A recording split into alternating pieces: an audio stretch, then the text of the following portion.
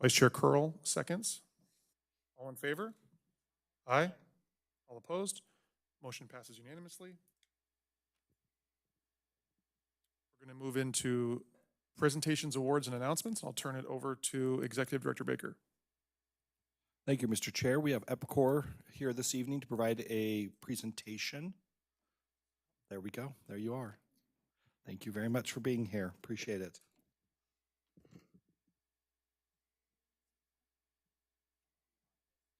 Can you hear me now? There you go. Excellent. I wasn't expecting to be up here so fast, so you caught me a little bit off guard. I want to introduce a couple people that I have with me. So I manage strategic communications for EPCOR in the United States and also for our North American commercial services. I'm actually a former Anthem resident myself, so was here early on when Diamond Canyon was just starting to be built, spent about 10 years up here, so as a customer, but also as an EPCOR employee. So very familiar with this community. I just want to introduce two people with me. So our communications specialist, Andrea Villegas Huerta, she is she's a wonderful part of our team and plays a very big role in our community activation and how we connect with our customers. So I have her here tonight. We also have Doug Dunham. He is our Director of Water Resources. So I'm allowed to talk until I get out of my swim lane. So always bring backup is really what you're looking at. But with that, I've got a brief update for everyone. I know there's probably going to be questions. Do I just click the screen? My apologies, just to interrupt. What was your name? Sorry, Rebecca Stenholm. Rebecca. Okay, thank you, Rebecca. Do I just, there we go, okay. So I get the opportunity to come out and talk about what our people at EPCOR do. And before I get started, I do want to point out that this is one of my favorite photos. It's a newer photo, but this is our customer care team. So really, I think one of the things that I have the benefit of being able to do is to talk about the great work that they all do. So tonight, a brief overview on EPCOR, a little bit about where we are with water, and then free for questions. For those of you who might be a little less familiar with EPCOR, aside from getting your bill in the mail, this slide here shows you where we are in the United States. So you'll see we're in 3 different states. You'll see some great numbers up there in terms of service connections, the number of people that we serve, employees. We've actually tripled in size from an employee standpoint since 2012 when we first came into the U.S. And that's really indicative of not just our growth into other markets and other communities, but also all of the work that we're doing in terms of investing in the systems, investing in our customer service options, those sorts of things. And most of those numbers that you see up there are from Arizona. You can see from the map that the majority of our regulated operations are here in Arizona. New Mexico is a rather small portion of that, and the work that we do in Texas is actually large commercial pipelines, so getting water from A to B, 50, 143-mile pipelines, whereas here in Arizona, it's regulated water, so serving you, the customer. Just here in the valley, I like to point out where we're at. So the way a private utility in Arizona works is you have an area that you're responsible for. You've been given the responsibility by the Arizona Corporation Commission, and sometimes it can be hard to explain those boundaries because they don't follow complete municipal boundaries, or they may not follow complete county boundaries, and there may be overlaps. So when you look at this this map, just to kind of show you, you can see we're all the way down in Santan. That's 160 square miles of service area. You might have read about that. That's the Johnson Utilities saga, which is really something our team is very proud of, and I think is indicative of the service and the work that is put in across all of our areas. Obviously, you know that you're up here in Anthem, but here's a great example. So we provide service to the unincorporated portion of Anthem. On the other side of the freeway, obviously, City of Phoenix. So that's sort of a common thing that you see. If you look at the dark blue portion, that actually includes portions of Surprise, portions of Waddell, El Mirage, Glendale. City of Surprise, for example, has 4 different water providers. We're one of them. So when you look at the regulated landscape in Arizona, you see quite a quilt, if you will. We are the largest of the regulated utilities in Arizona. We take our responsibilities to heart. And I can tell you that the teams working in every single one of these areas, and the Anthem team is among the best, they're very proud of the work that they do for you every day. We usually want to provide a little bit of update on water. Obviously, we're seeing it in the news. We will continue to see it in the news. A couple years ago, we made international headlines for Rio Verde foothills, and it really skews the headlines a little bit. One of the things that we like to point out, and this is where I can already tell Doug's getting a little antsy that I'm diving into the water topic. But one of the things that we like to point out is that Arizona has been planning for these types of scenarios for decades. We are a leader in this country in terms of water management and making sure that we're prepared for drought conditions. And that is the reason why when you saw the headlines several years ago when the first shortages were called, California having to pull back and curtail water, but Arizona didn't. And the headlines from people outside of Arizona would lead you to believe that we were being irresponsible. The reality is we've been working as though we're in a drought pretty much from the beginning. So when we look at our water portfolio, we look at all the types of water that we have, and this is Doug's area, so I'm gonna kind of go a little bit high level here, and then at the end, if you have questions specific for him, I'm sure he'd be happy to come up. But in terms of our portfolio, generally speaking, and this is our entire Arizona portfolio, not just here in Anthem, you can see that it's pretty diverse. And these numbers may look small, but they're actually very, very large. And I'm going to talk about the 4% in a second. You can see 71% of our water is groundwater. You can see 13% is Colorado River. 8% is going to be water we've stored. So much like the other cities and utilities in Arizona, we're very focused on making sure that we have the water resources, not just for today, not just for next year, 10 years down the road, 20 years down the road, 30 years down the road. We're not looking at the short term when it comes to our water portfolio. We do also take it very seriously to reclaim that water. And this is something that I know up here in Anthem you are very familiar with. So all of the wastewater that's collected in Anthem is actually treated to a very high degree, and it's either reused or it's put back into the ground. This is something we do in several other areas as well. So right now, our current statistic, it kind of varies by a point or two every year. 95.9% of the wastewater we collect in Arizona is treated and put back into that cycle somehow. So here, obviously, our recharge facility is under Opportunity Way Park. That was a great partnership with the Anthem Community Council. We were very proud to be part of that. Underneath those soccer fields, water is being recharged into the aquifer. It's also irrigating public spaces. So if you look back to 2012, when EPCOR first entered Anthem in the Arizona market, when we do the math, we've covered nearly 80,000 football fields in a foot of water. That's how much water we have put back into the cycle. So if you think in those terms, like that's water we are reusing. I know you're starting to see a lot of coverage about things like advanced potable reuse, which is something the City of Phoenix is looking into. We're part of that feasibility study.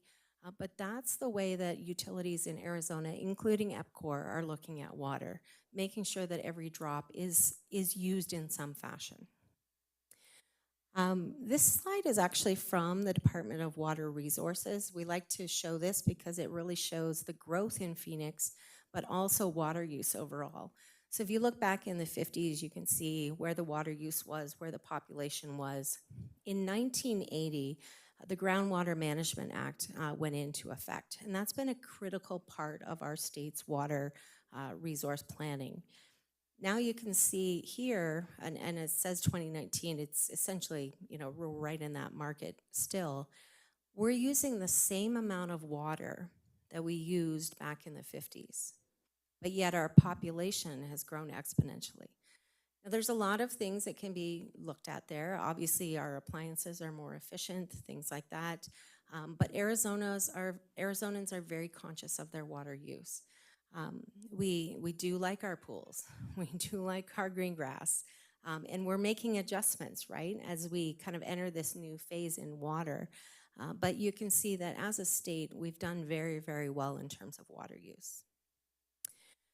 So what are we doing for the future? So just at a high level, we're always looking at our internal operations. How are we as efficient as possible? That's something from a cost perspective, but also in terms of how water is used. We do reuse a small portion of it in the actual operations themselves. We're looking at new water, so exploring new resources and partnerships. That could be something like dipping into the Harquahala Aquifer that's in the news. You might have seen news that EPCOR has submitted some proposals to the Arizona Water Infrastructure Financing Authority. If you saw those articles, you also know I can't say a word. Again, I just bring that up as we're constantly looking at how do we partner, how do we identify new resources, and make sure that our water resource portfolio is deep for the long term. Conservation, we've been in Anthem a number of different times with conservation programs, whether it's at events. We always come up here with our team when we're talking about rate changes that might need to go in effect, and we make sure conservation's always there with us. Anthem is a slightly higher water use community than a lot of our other ones.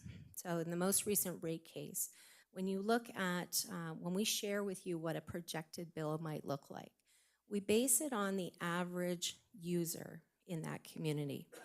When you look at all of those communities, Anthem was actually the highest water user at 7,250, I think, too.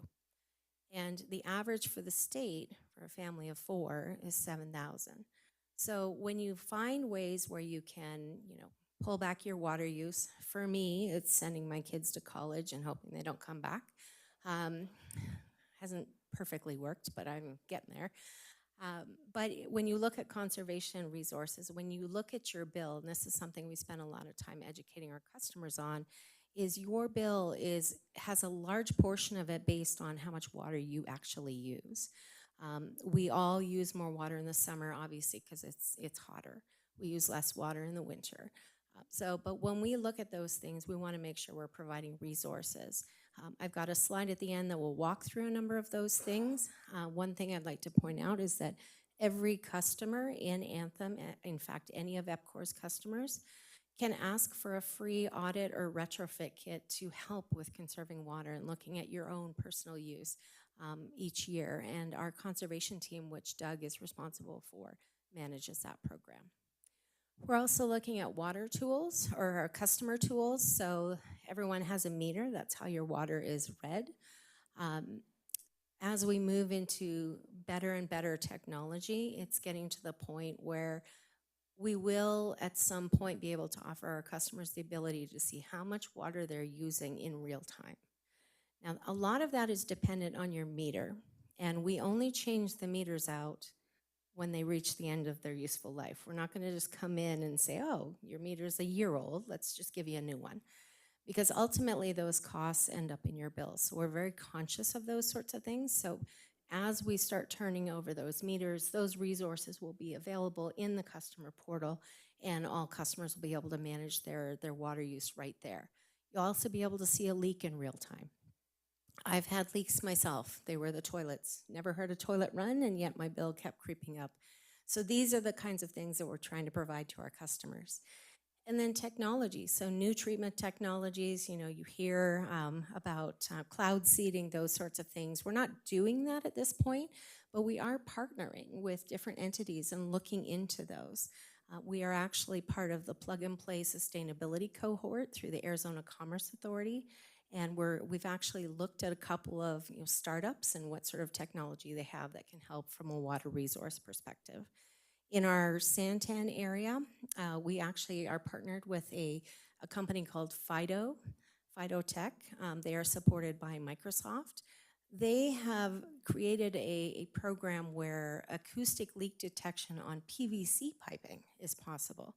So we've used acoustic leak detection in the industry for decades.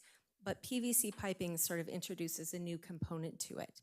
This technology can pinpoint with very high level of accuracy where a leak is. And so we've actually been able to find those things in the system, get to them quickly, and solve them, saving the water from being lost.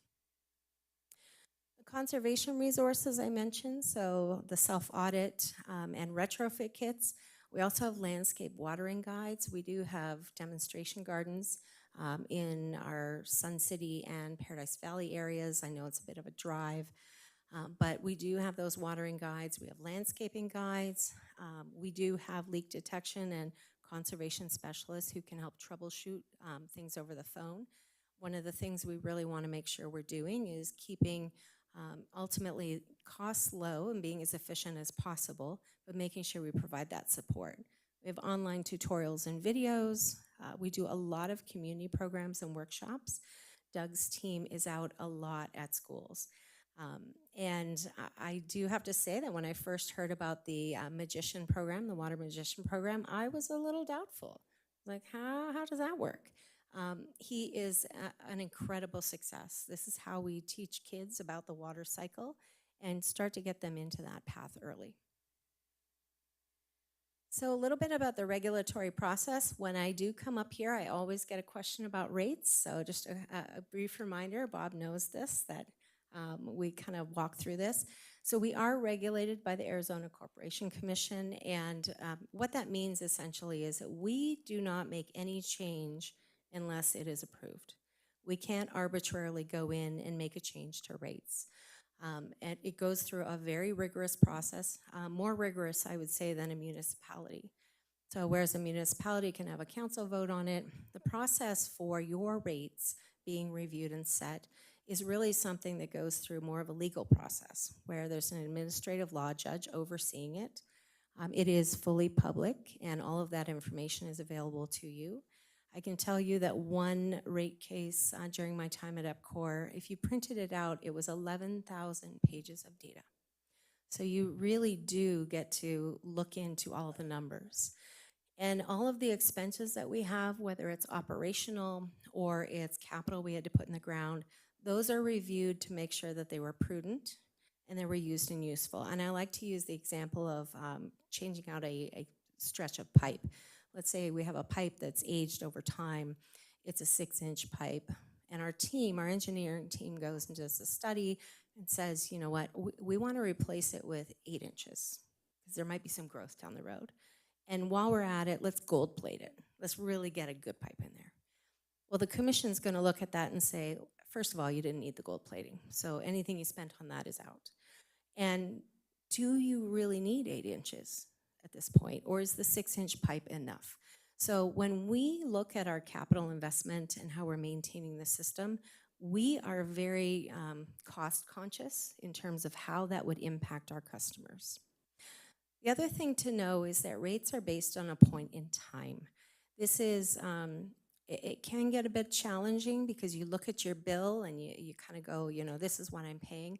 But the reality is that you're paying based on a point from the past. So water rates in Anthem right now are based on what it cost in 2019.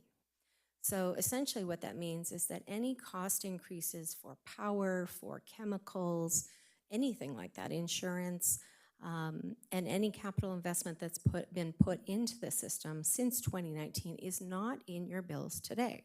So it's always a historical process where we're working to catch up to what true costs actually are. I know I'll probably get a question, when is the next time you're going to put in a rate case? I'm trying to preempt Bob here. I don't know. I can tell you that as employees, it's not the most fun thing to do, right? Like I don't particularly enjoy coming up here and being, let's just say challenged, let's say that. But it's important that we come up and we talk about those things and we bring you that information. So as of right now, I don't have a definitive date on when a next rate case would go in. We would look carefully at that data. Sometimes rate cases can happen more regularly than not. What we try to do, though, is to avoid significant changes, and that's one of the reasons why you want to get on a more regular cadence. So you're now consolidated with all of our wastewater districts minus, I think, 2. And what that means is that you're benefiting from economies of scale. So this was an issue in the past for Anthem, where a smaller district of Anthem size, 9,000 customers, the cost to repair something, let's say it's $1,000, is spread across those 9,000 customers.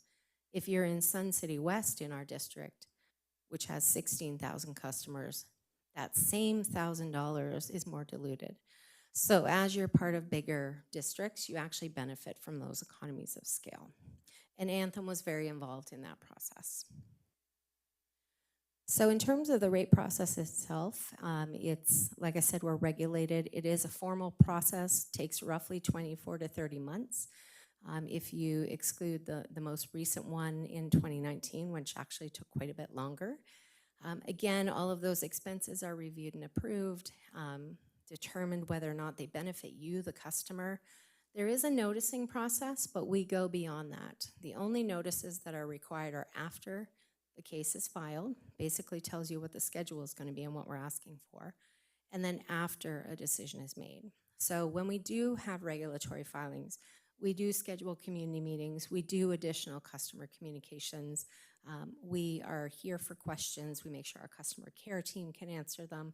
We want to make sure that you're getting that information and we're not just simply doing what's required. The rate structure, and this is where I'm not doing justice to the amount of work that is done by our finance team and our regulatory team. But if you had to really simplify what's in your rates, it's really the following equation. So capital investment is anything we have to spend, either repair or replace a part of the system that's delivering your service. There's a return on investment allowed. I will go back to that in a minute, but the word allowed is important here. And then there's also operating costs. Those are things like the labor, the chemicals, those sorts of things. Operating costs are passed through dollar for dollar. So we have this EPCOR dollar, just for fun. That's our mascot Splash over there. You're not going to get anything from this if you print it out and reuse it, but it is a good way to explain how it's split up. So if your bill was $1, where is that dollar going for your service? The first third of that dollar goes straight back into your system. That's where we're making sure the plant, the pipes, the equipment, everything's running smoothly, water quality is being taken care of, everything's safe, it's reliable. That's an important part. So when you look at that dollar, know that a third of it is automatically going right back into your system. The rest of the dollar, almost entirely, is going to operating costs. So operating costs are dollar for dollar. If APS raises its bill, it's also raising our bill. But we're not going to look at our new bill and say, you know what? We want to add a little bit of a surcharge on there. Let's add 10%. We'll keep the 10, we'll pay the bill. We don't do that. Operating costs are what we pay is what you see in your rates. So this covers a very large portion of the operations.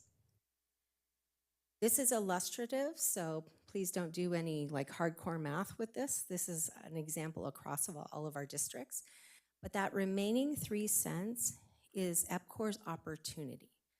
We have an opportunity to earn a return because basically what we're doing is we're taking our funding and we're putting it into the system and it's benefiting you for years and years. So we're essentially spending the money and then we ask for a return on it and recovery of those expenses. Let's assume that that 3 cents is what the commission has approved. You can earn up to 3 cents. We're never guaranteed that we will earn that 3 cents. It is allowable, we can't go above it, and it's only going to be based on the capital investment. That's the only calculation for that. So the numbers are usually single-digit numbers. Any rate case that I've been involved in, I've never seen the numbers move in favor of the company. It's always in favor of the customer.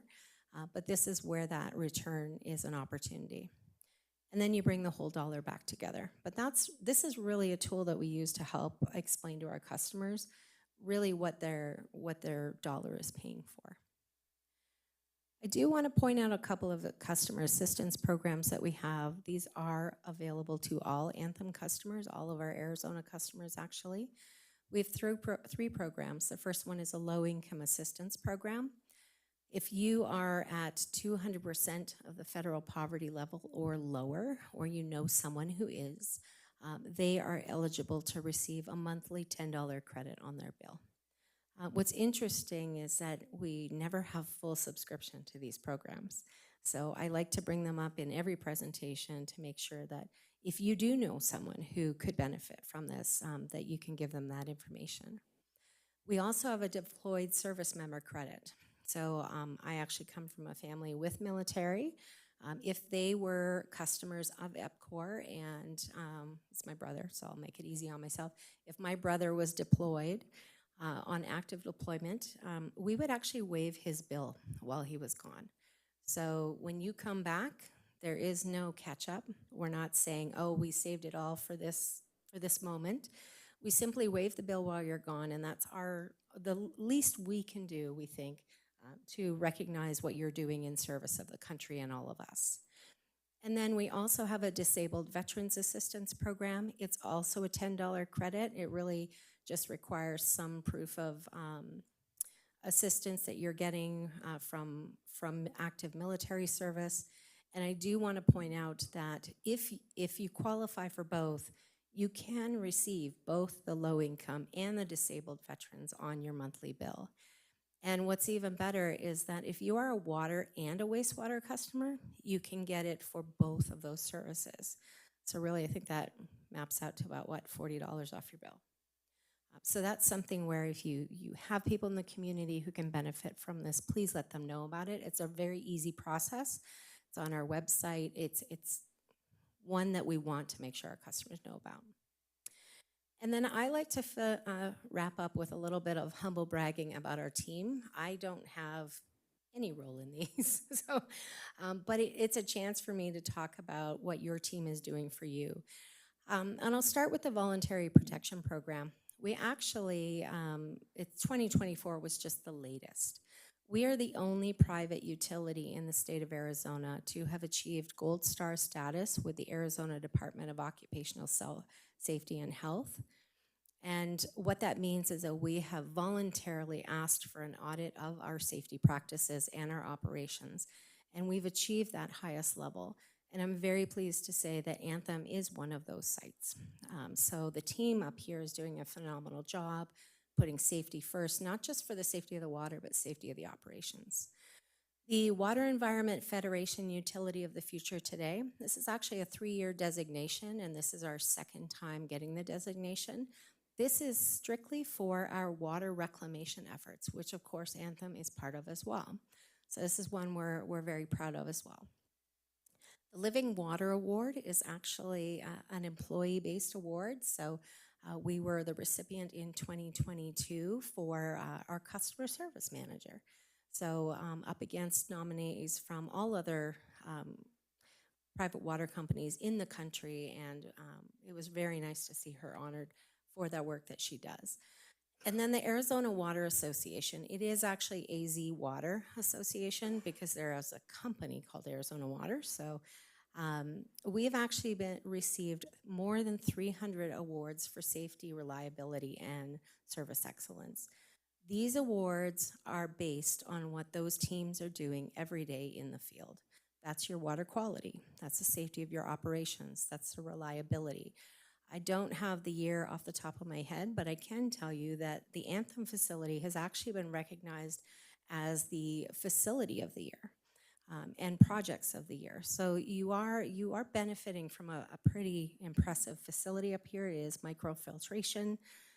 It's one of only 2 that we have in operation. And with that, I think I'll open it up to questions. Well, thank you so much. Do we have any questions or comments from the board? Director McKenzie? I have pretty extensive experience with water rate cases and stuff. Yes. Most of it in another state. But I also have experience here. I would say that the EPCOR people are by far the easiest and best informed people to deal with, period. I appreciate that. Thank you. I'll make sure the team knows that. Thank you. Director Patterson? Yes, thank you for being here. I have gone through a tour of your location and it was fabulous. Do you offer those to the public? You know, in my perfect world, we'd have them all the time. In operations perfect world, that's not the case. We're very, as you've seen, we're very focused on safety. So we have offered them to school groups and things like that, but it isn't a standing program. But if you do have a group or someone you know who wants to set up a tour, for example, once we did one for the Boy Scouts. They were working on their water badge. I'm happy to connect. And so is Andrea as well. She's very involved in those sorts of things. The Anthem facility is really interesting to visit because it shows both the water and the wastewater side of the process. I promise you those are separate systems. They are not intermingled in any way. But it is very fascinating. There is a point at which the operations team will actually show you the living organisms that are helping as part of the process. So pretty fascinating stuff. That's great. Thank you so much. Any other comments or questions from the board? Just a quick question. I'm curious about the history of EPCOR becoming our water provider. Absolutely. So I actually lived here when that happened. So had a firsthand seat as a customer, really. So EPCOR has over 130 years of experience. We started as the municipal power company for the city of Edmonton in Alberta. And full disclosure, and you might hear it in my voice, I'm originally from Canada. I do have dual citizenship, so I'm allowed to be here. But that's where we started. So we are a company that has a municipally minded background. It's not just simply a business mindset. From there, we grew. We're in British Columbia, we're in Alberta, we're in Saskatchewan, we're in Ontario, and then, of course, you saw the 3 states. We entered the U.S. in 2012. Actually, it was 2011, if you want to be very specific. We acquired the Chaparral City Water Company in Fountain Hills in June of 2011. And then the following February, we completed the acquisition of American Water's Arizona and New Mexico assets and operations. And that's really where it started. Off the top of my head, I don't know if I have the correct number, but I think we've gone through about 20 different acquisitions at this point, so we've grown considerably. We've been pulled into some projects where we needed to provide some help. The Desert Hills situation, for example, that was one where we were asked to step in and provide help, and we worked very closely with the community council on how we would do that. Rio Verde is another example. I don't have to tell you that Johnson Utilities, every Friday night I was working on something. So we've grown quite a bit. We're a company that likes to, we don't just come in for a little while and then leave. We have roots, they're deeply embedded. And I would also note, just from a company standpoint, here in Arizona, you see that we do water and wastewater service. What you might be interested in knowing, in addition to Texas, where we do commercial, we have some very interesting experiences with water in other areas. So for example, if you're familiar with British Columbia's Howe Sound, which is truly beautiful territory if you ever have the chance, one of the oldest copper mines in the British Commonwealth is actually on that sound. And 20 years ago, acid drainage from the rock was actually destroying the life in Howe Sound. Whales were gone, seals were gone, the fish were gone. The province of British Columbia actually approached us to clean that up, and very pleased to share that that Howe Sound is now brimming with life. So that's one example of how our operations are not just simply about delivering safe and reliable water. We're very focused on making sure that we're a good environmental steward as well. And those sorts of things play out in different ways. Here, it's water reclamation. I hope that answered the question.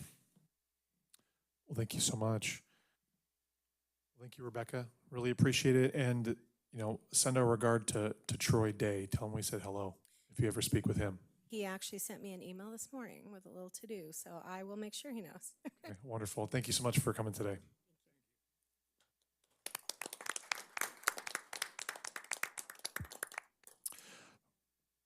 We're going to move on to number 6, staff reports and financials, starting out with Executive Director Baker. Thank you, Mr. Chair. Appreciate the opportunity. This evening, I have a couple of updates. First, I just want to talk about community park student parking. I'm not going to steal Scott's thunder, but I just want to acknowledge the Park Patrol has been on this, and they've done a great job. I feel like it's going very smoothly. I will say we believe that it's helping improve student behavior because of this added layer of accountability on their part. So glad to see that's going well. Scott can fill you in on details and numbers and all that kind of good stuff. Anthem Neighborhood Watch. They are looking for a new chair and vice chair. They've indicated they may need to mothball their operations if they can't find new leadership. So if you know someone who's interested in being involved in the community, being a part of the Neighborhood Watch program, they are looking for new folks there. At the end of September ends their term, and they've indicated that they're not going to re-up, and so they need some new folks there. They also have a grant from the city of Phoenix each year that they receive, and they've received that for this year. They also receive a little bit of funding from the ACC each year as well. So they do good work. I think just some folks are kind of spent, if that makes sense. Public Safety Roundtable, it's going to be September 2nd at 2 p.m. Jim Riga is going to be leading that effort. He's here this evening. And the ACC and Marksman are going to be presenting there, so appreciate that. Community event banners. You may have noticed around town in a couple of corners like Gavilan and Anthem Way or over by Walmart, some new frames going up there. We're getting rid of the old kind of mishmashed wooden frames there, put up nice metal frames. They'll be uniform size for all of them. So we order one banner size and it fits all of them, kind of nice. So that's going ahead right now, and grateful for staff bringing that forward. That was Mr. Eddy on Mike's staff bringing that forward. Sonoran Crossing Medical Center, they're having a 5th anniversary open house on September 21st from 11 to 2. So just so you're aware, if you'd like to attend, acknowledge them and their great impact on our community through Honor Health there. That will be at their facility again on September 21st from 11 to 2. Finance Director Recruitment, we are conducting interviews next week, and we're excited to see things. We have some great candidates, and we're excited to see things moving along in that arena. 2026 budget process, we have a meeting September 10th, save the date. I know everyone's excited to come. And then we'll have a budget discussion as part of the September 24th and the October 22nd meetings as well. We have some tentative dates held if we need to do more. As I was looking at the budget today with Ms. Brock, it looks like it's coming together, and we'll continue to work on it for the next week before we release it to you and the Finance Committee at the same time. So we are looking at all our options there. I will note, this is important, this is not unlike years gone by. There are contractual increases, insurance, wages, reserve contributions that we're looking at, to say nothing of just general inflation impacting operations. You can't go to Walmart and buy something for the same price as we did last year. So those are factors that we're trying to balance out and be as good a stewards as we possibly can, but realize that prices go up too. One of the things that I do want to point out through this process as well is we are trying to address deferred maintenance. We have a fair amount of it. There were some good years in Anthem where we saved a few bucks, but now we're having to spend those bucks that we saved by not doing that maintenance then. So we'll go through and outline all of this during the September 10th meeting, and we'll talk about our assumptions and look for some direction from you. But I just want you and the public to be aware of some of the things we're looking at. And finally, I wanted to give a shout out to Jen Chappelle Brock this evening for being here and filling in. Appreciate her. We have some other staff here as well from the finance team. Appreciate them. The whole team is doing a great job stepping forward while we are kind of in this transition period with the finance director. So that is my report. I will also do the business services update as well.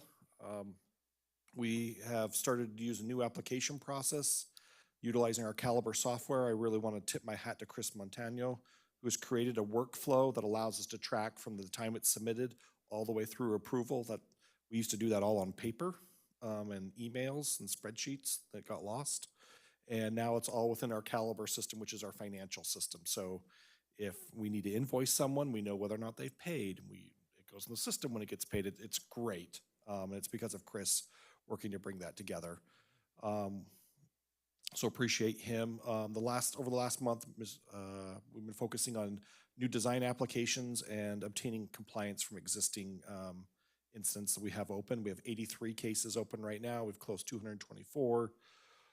For the current year, the greatest areas of activity are in signage, unkempt property, and landscaping. We have recently completed 5 design reviews. We have 15 pending. 13 of those are pending payment. We don't review until someone pays. We've had some issues with that in the past as well, trying to collect. So we try to collect on the front end now. And then we've had a couple of businesses close in our community, Jack in the Box and Del Taco. I know that there is a new tenant looking at the Del Taco property that is looking to open by the end of the year. So that will be exciting there. And then we issued 3 approvals for temporary advertising devices as well for that same time for the last month as well. So that is the business services update there. With that, I'm excited to turn this over to Dana Morgan and to Tanya Dahl. Dana's going to fill in since she's been here for the last month. And Tanya, we're glad to have you back. Thank you. So for the human resource update, we are currently at 180 employees. 76 of them are year-round, part-time, 52 are seasonal, and 52 are full-time. We currently have 3 open positions: the finance director, the children's program supervisor, and a part-time customer service at the community center. For training, we have currently successfully implanted a new learning management system in conjunction with our updated onboarding procedures, requiring modules to have been established for all staff, and we will be utilizing them on the Parks and Facilities team in our pilot program. For projects, we are happy to announce that our uniform store is now live and operational. All employees will receive semi-annual allocations and can now conveniently shop online, so no more flipping through catalog pages. Additionally, we have elevated our onboarding experience by seamlessly integrating several standalone processes, including our employee recognition system, directly with Paylocity. So the integration creates a more cohesive and efficient experience from day one. For employee recognition, we have given out our quarterly GOAT award. Travis Eddy in the Parks and Facilities department was the recipient of the award. Travis has been with the ACC for 3 years. He was recognized for his unwavering principles that he exhibits daily. Not only does Travis live the Anthem Way values, but exemplifies the very definition of this award, demonstrating exceptional foresight to view our assets and amenities throughout the community and ways to improve or optimize them. We did give out our monthly All Hands Award. The value we focused on was treats everyone with respect. Jennifer Hamilton in the Community Center Customer Service was the recipient of that award. Jennifer's been with the ACC for over 14 years, focusing on the residents and willingness to listen, handling every situation with the utmost integrity and being the go-to person. Then for some fun things, August 6th was National Root Beer Float Day, so we celebrated by making root beer floats for the staff. And on August 8th, we celebrated the seasonal staff with our End of the Summer Awards. So the winners were Sarah Pirro, Julia Clark, AJ Price, Reed Myers, Bree Brulat, Lindsay Brown, Keegan Gaffney, Braden Burns, and congrats to them all. And I will pass it on to Director Newell. All right, thank you. We have a couple staffing announcements to continue that HR update. If you see a really tall gentleman on the pool deck, he's our tallest employee for Anthem. He's our new head swim coach. He came via Sedona, used to run the Sedona swim team, and then he coached internationally for a few years. So once he came back to the state, it worked out great that we were hiring, and he's gotten off to a really great start with the fall season. And then we are excited to announce that we have promoted internally Danny Labella. Danny grew up in Anthem and had been a seasonal staff for us the last 6 summers, working her way up to one of our pool managers, and she is our new customer service supervisor. So I'm excited to see her implement some of those trainings and diligent things we do out at the pool with our front desk. So we should see some more vigilant front desk staff with her tutelage. So she's a nice little local story that we got to hire from within.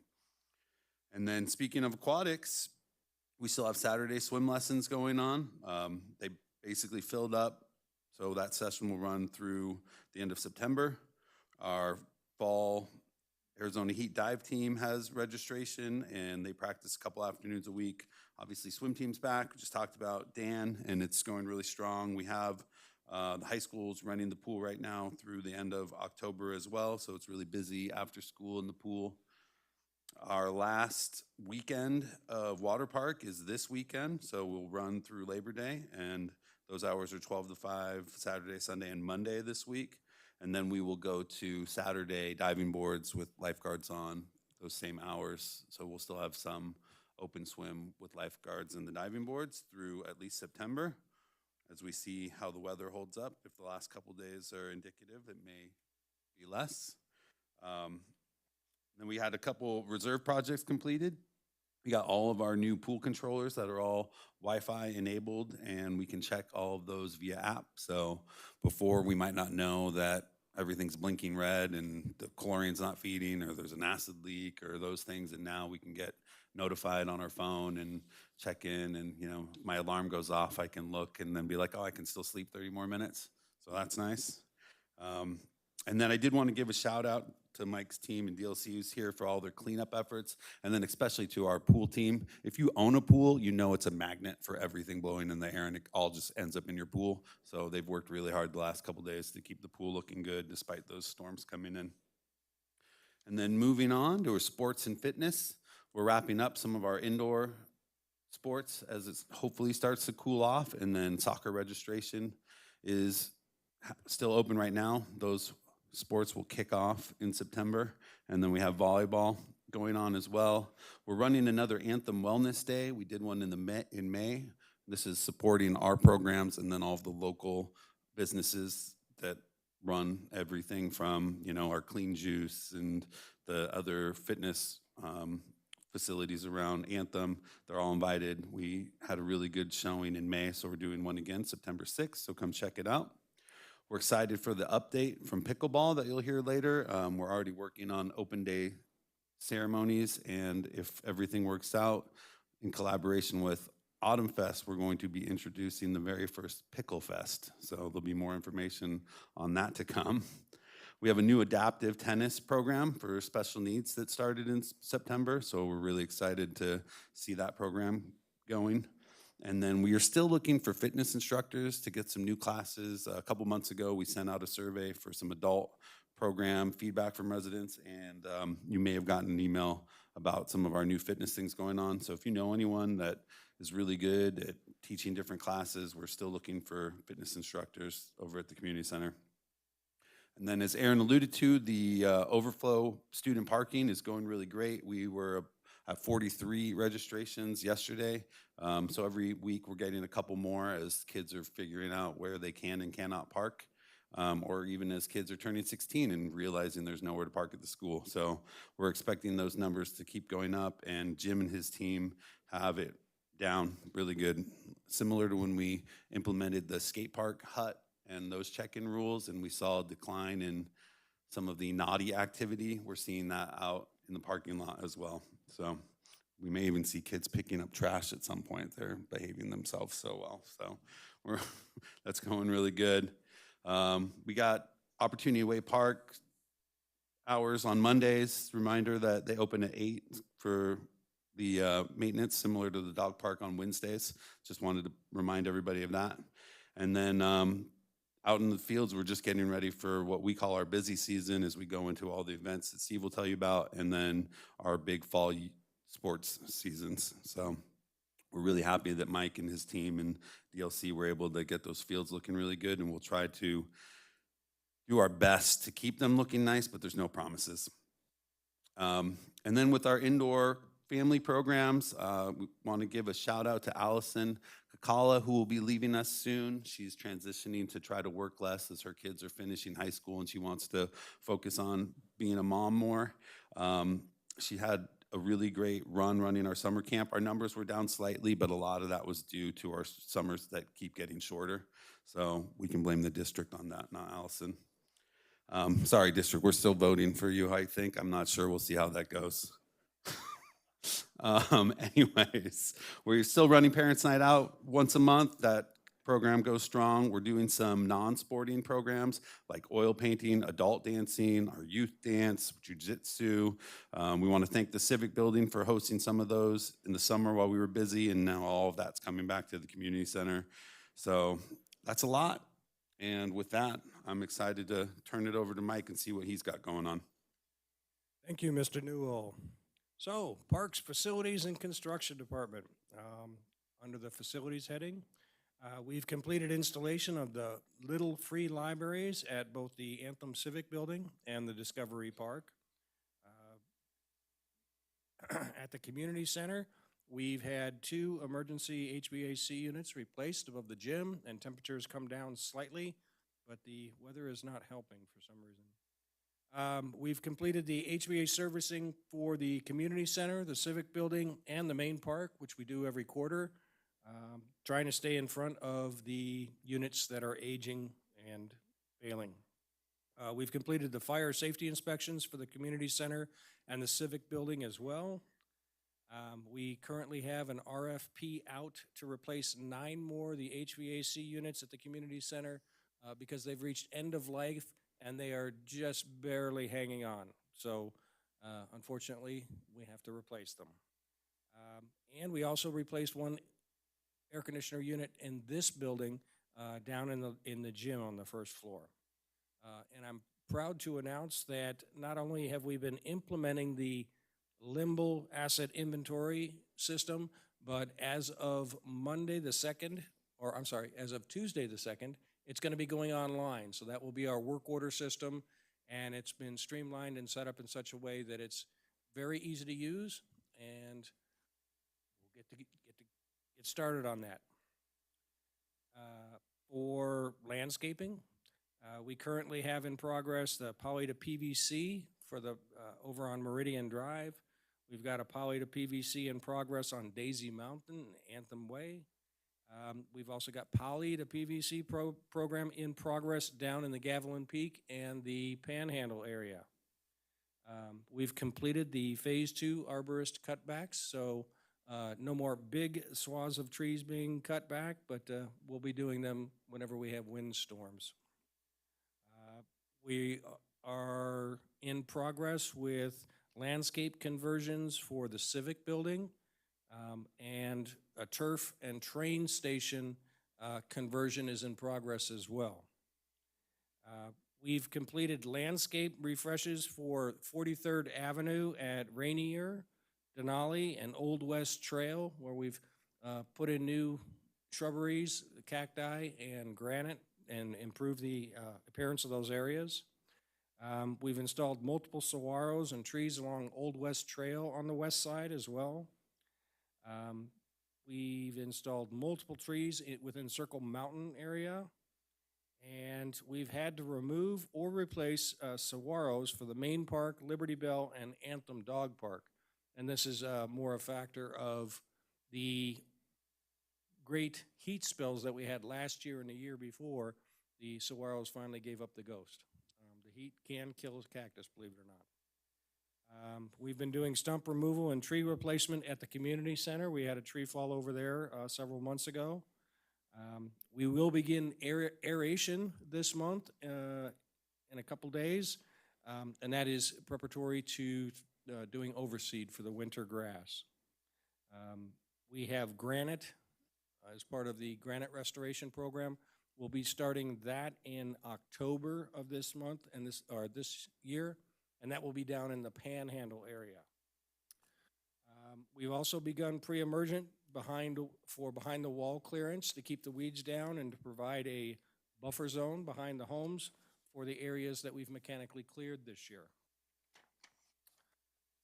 In the parks, we've done some concrete repairs at the Discovery Playground. We've installed a doggy water fountain across from the Discovery Park near the railroad tracks as well. And the dogs are really loving it.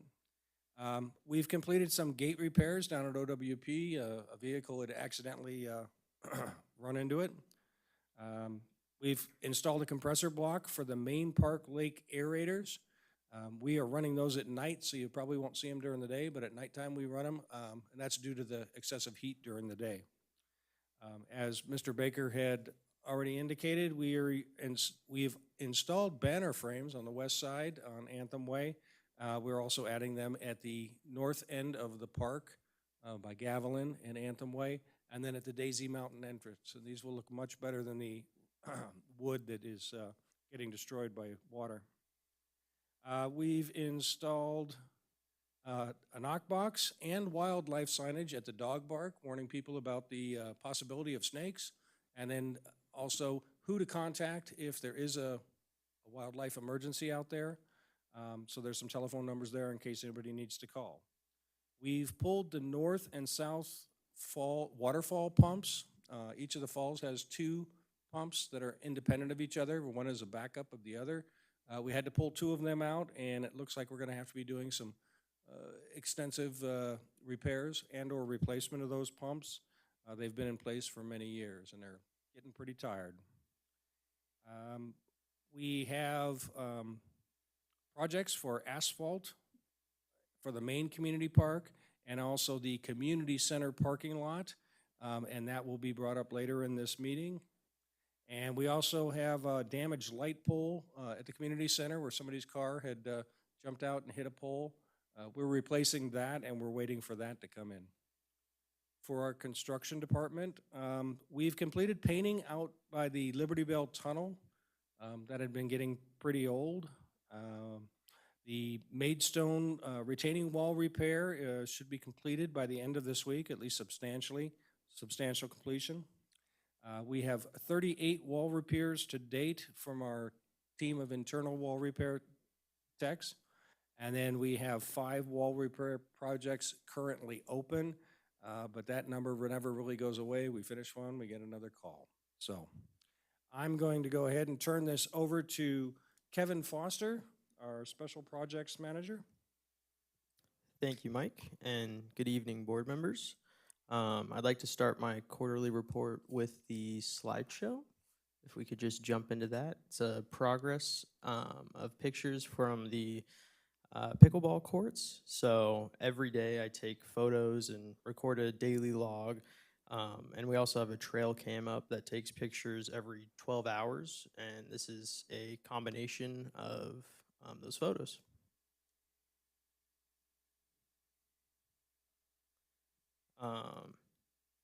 So throughout the construction process, the demolition, earthwork, and paving was completed at the end of May. The retaining wall footers, rebar, grout, and retaining wall was completed around the end of June. The underground electrical work and putting up light poles and fence posts were completed by the beginning of August. And during this past month, they've done a lot of work in the retention area and as well as the layout for the post-tension tendons. The next major milestone we have at Pickleball is the concrete post-tension slab being poured on September 2nd. The concrete has a 28-day cure time. During that period, a lot of the site amenities will be completed, like shade structures, drinking fountain, and water bottle filler, outlets and benches.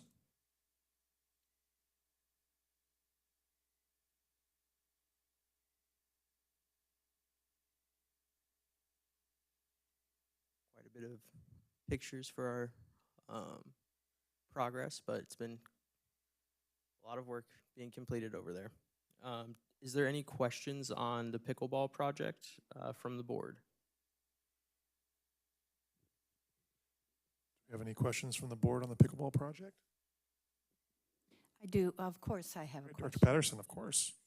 I thought there was a mention of, and I haven't looked, sorry, You're good. 2 doors being put in on that, on the existing. Did that go in? Not yet. Once the concrete slabs are doing their cure time, that will be one of the things that they get handled. Oh, but that's not on the new ones. I was talking about the existing ones. Weren't you putting in doors? Yes, Oh. just they'll have more time to Gotcha. do that. While they're waiting for it to cure. That makes sense. Okay, thank you. Good job. No problem, of course. If I could jump in with one thing, we are looking at a tentative, I say tentative because construction is always tentative, grand opening date of the 18th as well. So it would be during Autumn Fest and Pickle Fest. That morning, we would do something then. So all things going per plan. Yes, exactly. It's very exciting. Director McKenzie had a question. The 18th of what month? October. Perfect. And this timeline that I created had some of those milestones that I just talked about, as well as the progress payments that associate with that. And I will move on to the locker rooms. I've met with NIP Contracting weekly for the past month. This week was a pre-construction meeting with all the subcontractors. The mobilization and demolition will start on September 2nd. This is a 10-week estimated window of construction. The estimated completion date is October 5th. And like Aaron said, please keep in mind, this is a preliminary schedule, may change due to unforeseen site conditions. And the locker rooms and family bathrooms will be shut down during this remodel. And finally is the dog park additions. I've met with the committee to finalize the design and have begun reaching out to vendors for costs and quotes. The expectation is to have this project completed by the end of the year. And that's all I have. Is there any questions regarding the dog park or the locker rooms? Any questions? Director Patterson.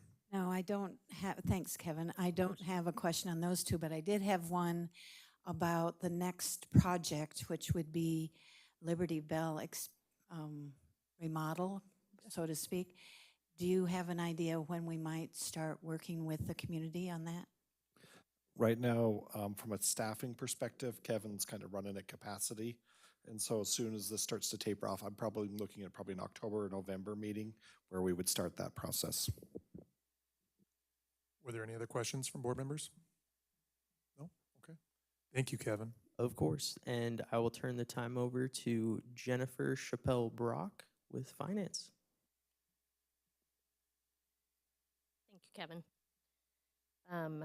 Besides pickleball, which is super exciting, we also have exciting things in our finance department, if you like numbers. As Aaron mentioned, we are dug deep into working on the 2026 budget. We're in the process of reviewing the drafts with directors, and as Aaron mentioned, we have work session with the board on September 10th. The first slide we have is our budget comparison report. Total revenue is currently under budget. A couple things in no particular order. Our Independence Day event was slightly under budget due to a shortfall in vendor participation and sponsorships. Our Youth League and camp revenue, as Scott said, no fault to Allison, is also under budget, but we have an increase in our swim team and swim lesson program revenue. We've seen a decrease in guest fees, but an increase in revenue for our non-resident fees. Suite in the Civic Building, our Suite 203 leases were a little slow in getting started, but we now have 3 tenants, I believe. And our enhancement revenue is $31,000 better than budget so far. For our expenses in our repairs and maintenance, as you've heard, we have a lot going on. We did have some unscheduled expenses. We had a culvert safety rail replacement, sports field lighting repairs from earlier in the year.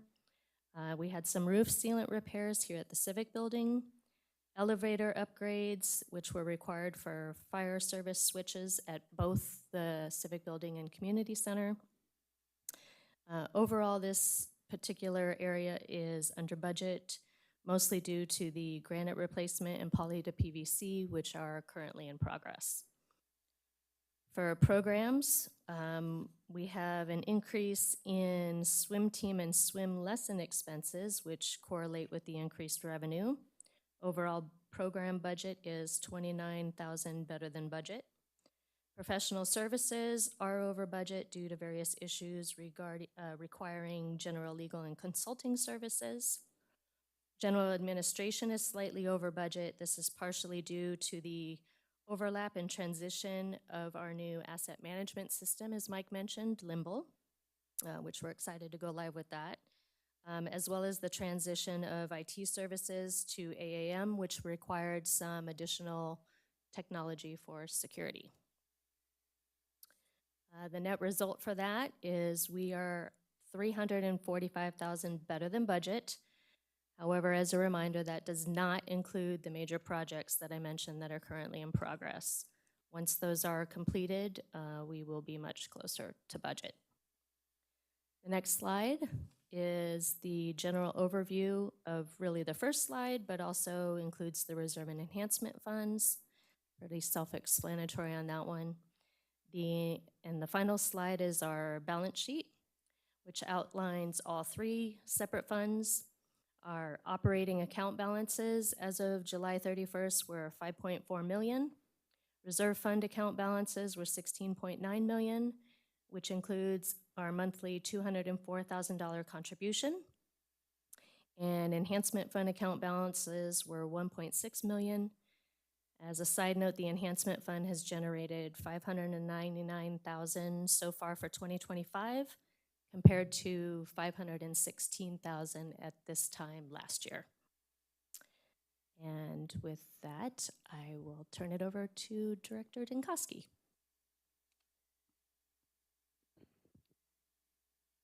Thank you, Mrs. Chappelle Brock.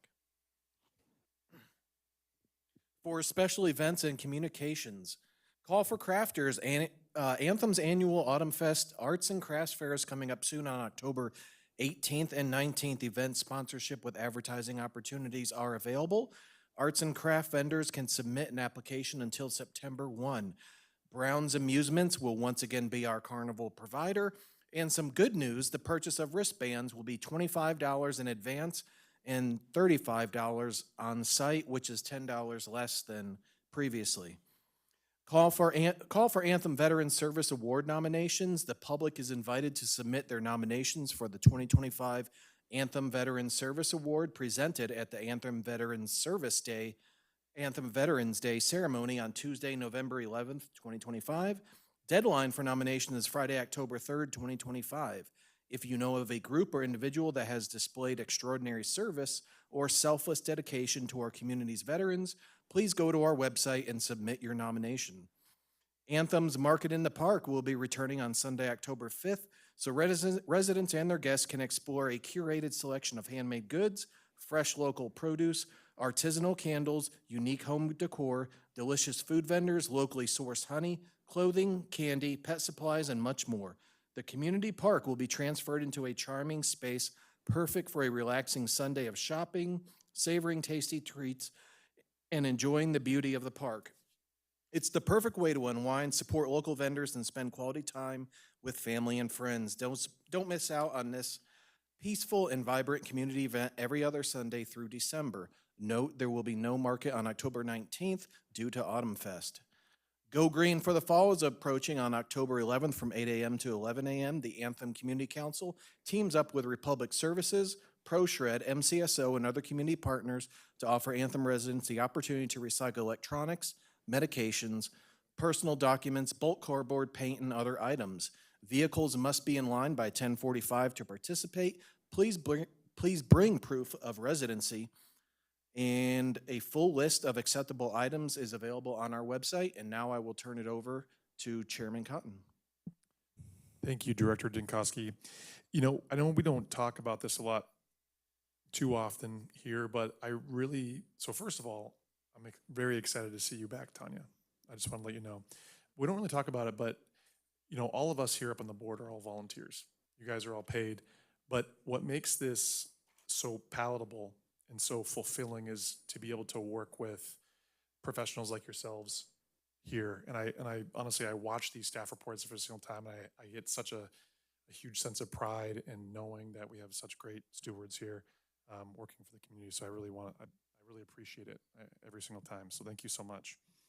That being said, I'll entertain a report or a motion to approve staff reports. I'm- With the thanks of the board. Yeah, with the thanks of the board. And with a special shout out to our two interior linebackers, appropriately dressed. I don't know who the stepchildren on the outside are. And a welcome back to Tanya. And a congratulations to Director McKenzie, were you the second on that one? Okay, thank you so much. All right, all in favor? It's all by way of a second. Okay. Aye, all opposed? All right, thank you so much. All right, going to move into update from committees. Director Duckworth, or Treasurer Duckworth for the Finance Committee. No update as we had no meeting. Okay, thank you, sir. Moving into an update from the Growth Committee, I will provide that. The Growth Committee had a meeting, and we are working on a presentation material that they will be providing by the end of the year in November at the November's meeting. So it should be chock full of great information that they've been working so hard on. So that being said, I will accept a motion to approve the committee reports. That way, That was a staff report, Oh, this is sorry. committee reports, yeah. so moved. Okay, do I have a second? All right, second, Director Hartman. All in favor? Aye. All opposed? All right, committee reports pass unanimously. We are going to move into 8 old business, sub A, discussion on business support and advocacy committee. And that will be Director Baker. Did you want to cover that? And then I'll give it over to Treasurer Duckworth. And I think Treasurer Duckworth he's got his finger on the Yeah, button, so absolutely. go right ahead, sir. I just want to always make sure, in case you had anything that you wanted to say. Treasurer Duckworth, go ahead. So Director McKenzie and me actually got together and with a lot of contemplation had put together a proposal that is in the documentation, I believe, to start what we're calling an area business support committee. And the intent and the purpose of this committee is to advise the Anthem Community Council Board on matters impacting the local businesses. The intent is to get this thing formalized in the next 30 days or so. Put out a call to potential members who would be representatives of the board, of the community, and also of local businesses. And to start with doing an inventory of the businesses, get a better understanding of the vacancies and why the vacancies are existing, and what we can do as a council in the community to support the local businesses. All right, well, thank you so much. Director McKenzie, do you have anything on that? No, he covered it right. All right, fantastic.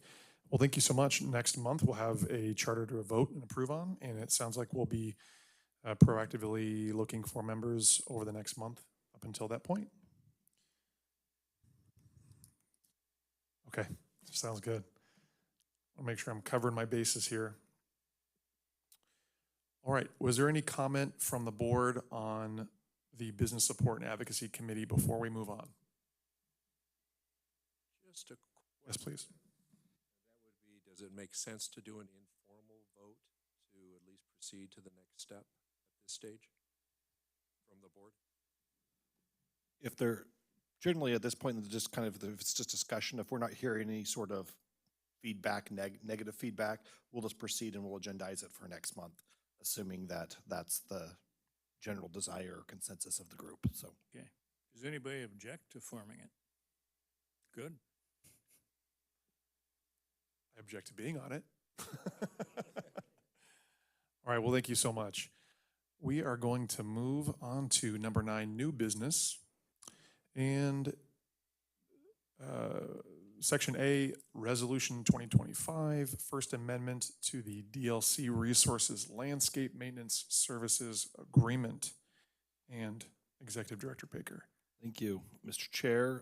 DLC has been providing landscape services to Country Club, Parkside, and the ACC since 2020. Before that, we had a different vendor. We've had some great success, as you watched their presentation last month. They've done some wonderful things for our community. Their contract is expiring at the end of the year, so we need to enter into an amendment to that contract. All the existing terms and conditions will continue, except for the ones outlined in the memo. You have the points there for your consideration. The change to the annual base contract amount. There is an opener depending on what the CPI does. If it goes crazy, then they want an opener. If there isn't, if it's not, then we'll continue on the course. The contract incentive offerings starting January 1st, 2027 will be reduced from 2% to 1%. Think of that as like credit card reward points. Right now, we get 2% back on everything we buy from DLC, if you can think of it that way. And they would like to reduce that down to 1 to help control costs on their end. So that's in there for consideration. And then the changes in brush clearing pricing. This has been a thing that we've wrestled with for a number of years. Our ultimate goal is to have, right now, there's a lot of, or was, I should say, not is, but was a lot of mechanical clearance. That is a very, very labor-intensive and costly process to go through. Our ultimate goal is to have as many areas as possibly be treated by chemical clearance so that we can create a layer there where weeds don't come up every year, and so there's not a lot of work involved, and they just need to go through and spray, and it will maintain that 5-foot barrier behind people's property year-round. There will still be some areas that are in NAOS that we can't treat chemically, that we will have to mechanically clear forevermore. We've identified those areas, and that's why we have a rate in there for that. But touch-up mechanical clearance will go down to 50 cents per foot, and the chemical clearance goes down to 20 cents per foot. So once we get things under control, then you look at that and you say, okay, if we're on a 4-year cycle for clearance, which is what we are, clear behind every residence once every 4 years, that could go from $5 down to 80 cents, which I think is pretty significant over that time period. So that's what we're trying to work towards there. So we have Mr. Krask here. I know a representative from DLC is also here as well. They had wanted to talk a little bit about last month. There was some feedback as well. They have a quick presentation they wanted to give about some of those comments as well. And I think they're available to answer any questions you may have regarding this agreement as well. Okay. Did you want to move to the presentation first? Are you ready, sir? Okay. So just for clarification, we'll have the presentation and then a board member will make a motion and then we'll have a second and then we'll open it up for board discussion and then public discussion. Thank you.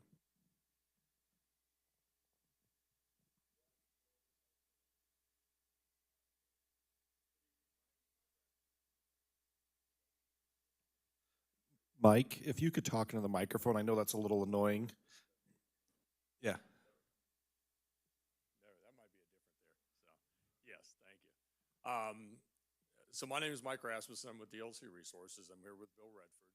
And yes, we're back from last month. And what happened last month is a homeowner asked a very, very valid question, basically on responsibility. He posed a couple questions on it. He had addressed a swirl that he felt was out there too long. And he also talked about some homeowners' trees. And the question is, who was responsible for that? And I know Bill addressed it. I was sitting in the background thinking, do I say something? And I didn't. And we get out in the car and we sit there and we always kind of rehash the evening. And it's an important thing. Who is responsible? And I asked Mike, is there a possibility to come in and just kind of do a quick recap on our processes to give you guys understanding of how we hold ourselves accountable and become transparent. So with that being said, it's a team effort to that question. How do our landscaping issues solved? And this is mainly storm damage, irrigation leaks, things that are reported that are kind of those anomalies that happen on every project. And it's a team effort. I start with DLC. We've got a great team of experienced employees, dedicated, hardworking, they care about your community. I know Bill cares about your community as well as I. So we take pride in what we do. And they're a team out there. You've got 1,600 acres. There's a lot of area to cover. And can we see everything? And can we get everything? We do everything we can, but we're not perfect. So that switches to how do we become that team effort. I thank Mike Krask, I thank Travis, we meet with Mary Beth, and they dedicate time. I oversee in the valley about 12 projects. I can tell you not everybody dedicates the time that Mike and his team does, as well as Mary Beth and as well as Megan with the council. In just spending the time, once a week, we sit down and have that conversation, and they dedicate an hour. I know Bill then, in turn, on Thursday goes out, or Friday, and drives with Travis, and he another set of eyes. So it's that community effort that I think is also enhances it. And then I also put the residents in.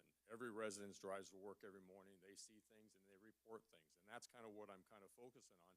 We put a tracking system together for every phone call that comes in, and how do we triage that? How do we make sure that happens and give you the confidence that homeowners' concerns and questions are held to the accountability and responsible. So this is the online portal. I've been with DLC for going on 22 years. They've had this portal since I began there, and it's only improved, and we're continuing to improve it. For every homeowner that calls in, and your staff actually receives that call, they put it on this portal, and every line item on there is a work order that we then, in turn, respond to. We track it. We try to close everything. We take pride in how quickly we can close them. It's a subject every week. What came in, what was closed, and some things can't be closed immediately. Sometimes it turns out to be a tree, the branch. We have to bring a special crew, so that may stay on there a few weeks till we get somebody out here scheduled to take care of it. But those irrigation leak, those tree branches, those overhanging things, those things are addressed, and we try to knock those out as quickly as possible. So that is how we monitor this and track this. This is a kind of what is the input that we can put this screen here shows the process. We can put this information in if we see something that needs to be put on this platform. But most of the information has come from either homeowners or within the community. And what that is, they put in the issue, as you can see in that description. They can give it a different category. They can put it a high level, a low level, how we respond. And on that lower level, there's names on the left-hand side and the right-hand side. Anybody who slides a name on the right-hand side, when this work order goes out, it goes to email to everybody immediately. So Bill will get the email. If my name's in there, I would get the email. If our foreman, Leo's so the work order goes out immediately. And a lot of times it can be an emergency. We may have a tree or something in the roadway. We might have a mainline leak. So we take those seriously. But those are sent out immediately. That's how that system works. Anybody who's in that gets that email, and all of our crews out here have phones, so it's not the ability, there's just a few. Most everybody out here has an iPhone. If not, it's a flip phone, but the iPhone is in our critical employees' hands. And that, I guess I should say, on that work order system, it's interactive, so we don't necessarily close it out. We can attach photos, we can show what type of progress is done, so that's important. And we'll close it out when that work order and everything is complete. Nice thing about it, we talk about everything that goes in here is not only stored and tracked, it's measured. And so at the end of the year or throughout the year, we can find out what is driving these work orders. In this case right now, tree issues last year was one of the top items, whether it be storm damage, overhanging your fences, things like that. That was one of the top issues. This year it's kind of running a little bit low, but I bet you with the recent storm, it spiked. So that's kind of the way that works. Again, one of the things I pride our crews on is we're out here a lot of times first thing. The guys get out here early, and a lot of times we get calls about issues that they see on the property, and the guys are already on it because they're going through the property, especially if there's a car accident or some incident that might have taken place. We're on that type of situation. But those are always a lot of times reaction from homeowners who take the time either on their way to work or something to report a water leak or branches down. I just heard of this recent storm. We were out taking a branch, one of the community branches was on a homeowner's house. We were out addressing it, and the homeowner came out to wonder what we were doing and did not realize that that we were taking care of branches on his house. So he was alert. We were on the job before he even knew there was a problem. So I think that's kind of our goal, is to try to see if we can get ahead of things before anybody raises the issue. We also work well. This is a mainline break. EPCOR was here. Bill has a direct line to EPCOR. They have a direct line to him, because a mainline, we can't solve every mainline break. We need to get assistance with EPCOR in order to shut things down. So that is imperative as well. So I want to say it's not only here, it's a bigger picture than just the community itself. It's working with the vendors. It's working with EPCOR. You talk about the pickleball courts. We're very much working with them just to try to make sure you guys can get that in without any problems and get it hit your timelines. So, I will say some things sometimes takes time. I know the homeowner last month was a little frustrated with some timelines. I will also say, just in our maybe a confusion, sometimes things take time, and I was thinking of that Saguaro. You buffer NAOS, so there may be a reason our crews won't move that Saguaro, but the homeowner may not know. And if he doesn't report it, and that homeowner sits, he may just stew and think, why are they not picking it up? Had that homeowner called in and asked the question, we went out there and looked at that Saguaro, reported back that it's something we can't legally touch. We probably would have satisfied a homeowner that thought it was an issue, thought we were neglecting our duties, and then became educated and found out maybe it's something we can't do. So those are the type of things we encourage homeowners to help us.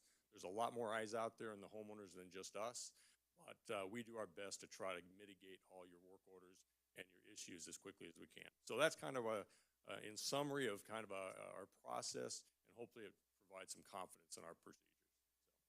Well, thank you so much. I will say that I did notice that one of the Palo Verdes, when you drive up to the roundabout, the community center, fell from the storm the other day, and I saw it fall, and then the next day, it was all cleaned up very quickly. It was great. I really appreciate it. Any questions on the presentation that we just saw? No? Okay. Then we'll go ahead and move to the motion, which is on page 3 here for this, and then we'll open up to discussion. I move we approve Resolution 13. Treasurer Duckworth seconds. All right, now we're going to move to board discussion and comment. Is there anything that you'd like to discuss on this motion specifically? I just have a comment and a question, and that is, I've lived here for 9 years, and my wife and I walk the neighborhoods frequently, almost every other morning. And for 9 years, I've experienced the DLC crews multiple times a month, and am absolutely amazed that every time I've observed them early in the morning, whenever, it's been a positive experience. Their attention to detail, they're working, they're obviously taking pride in their work. I'm not sure how you guys pull that off, and I know they're all different crews, but every single frickin' time, it has just been a positive experience. So I just had to share that because I'm very impressed with your company. Thank you, Treasurer Duckworth. Any other comments, Director Yes, Patterson? I just had one. And just the fact that you came back tonight to talk about the work order system was fabulous. So thank you for taking that extra time. It's very informative, and I'm not sure if the gentleman was here that was questioning it, but hopefully everybody will tell him it was good. Director McKenzie? As I pointed out before, I'm in my 11th year on this board, so I've seen a lot of That's it? activity with respect to parks and maintenance and all that stuff. DLC does a far better job than anyone who's been here, ever. We have fewer complaints. Matter of fact, I don't know of any, except the guy who's PO'd because he's not getting his trees trimmed or something.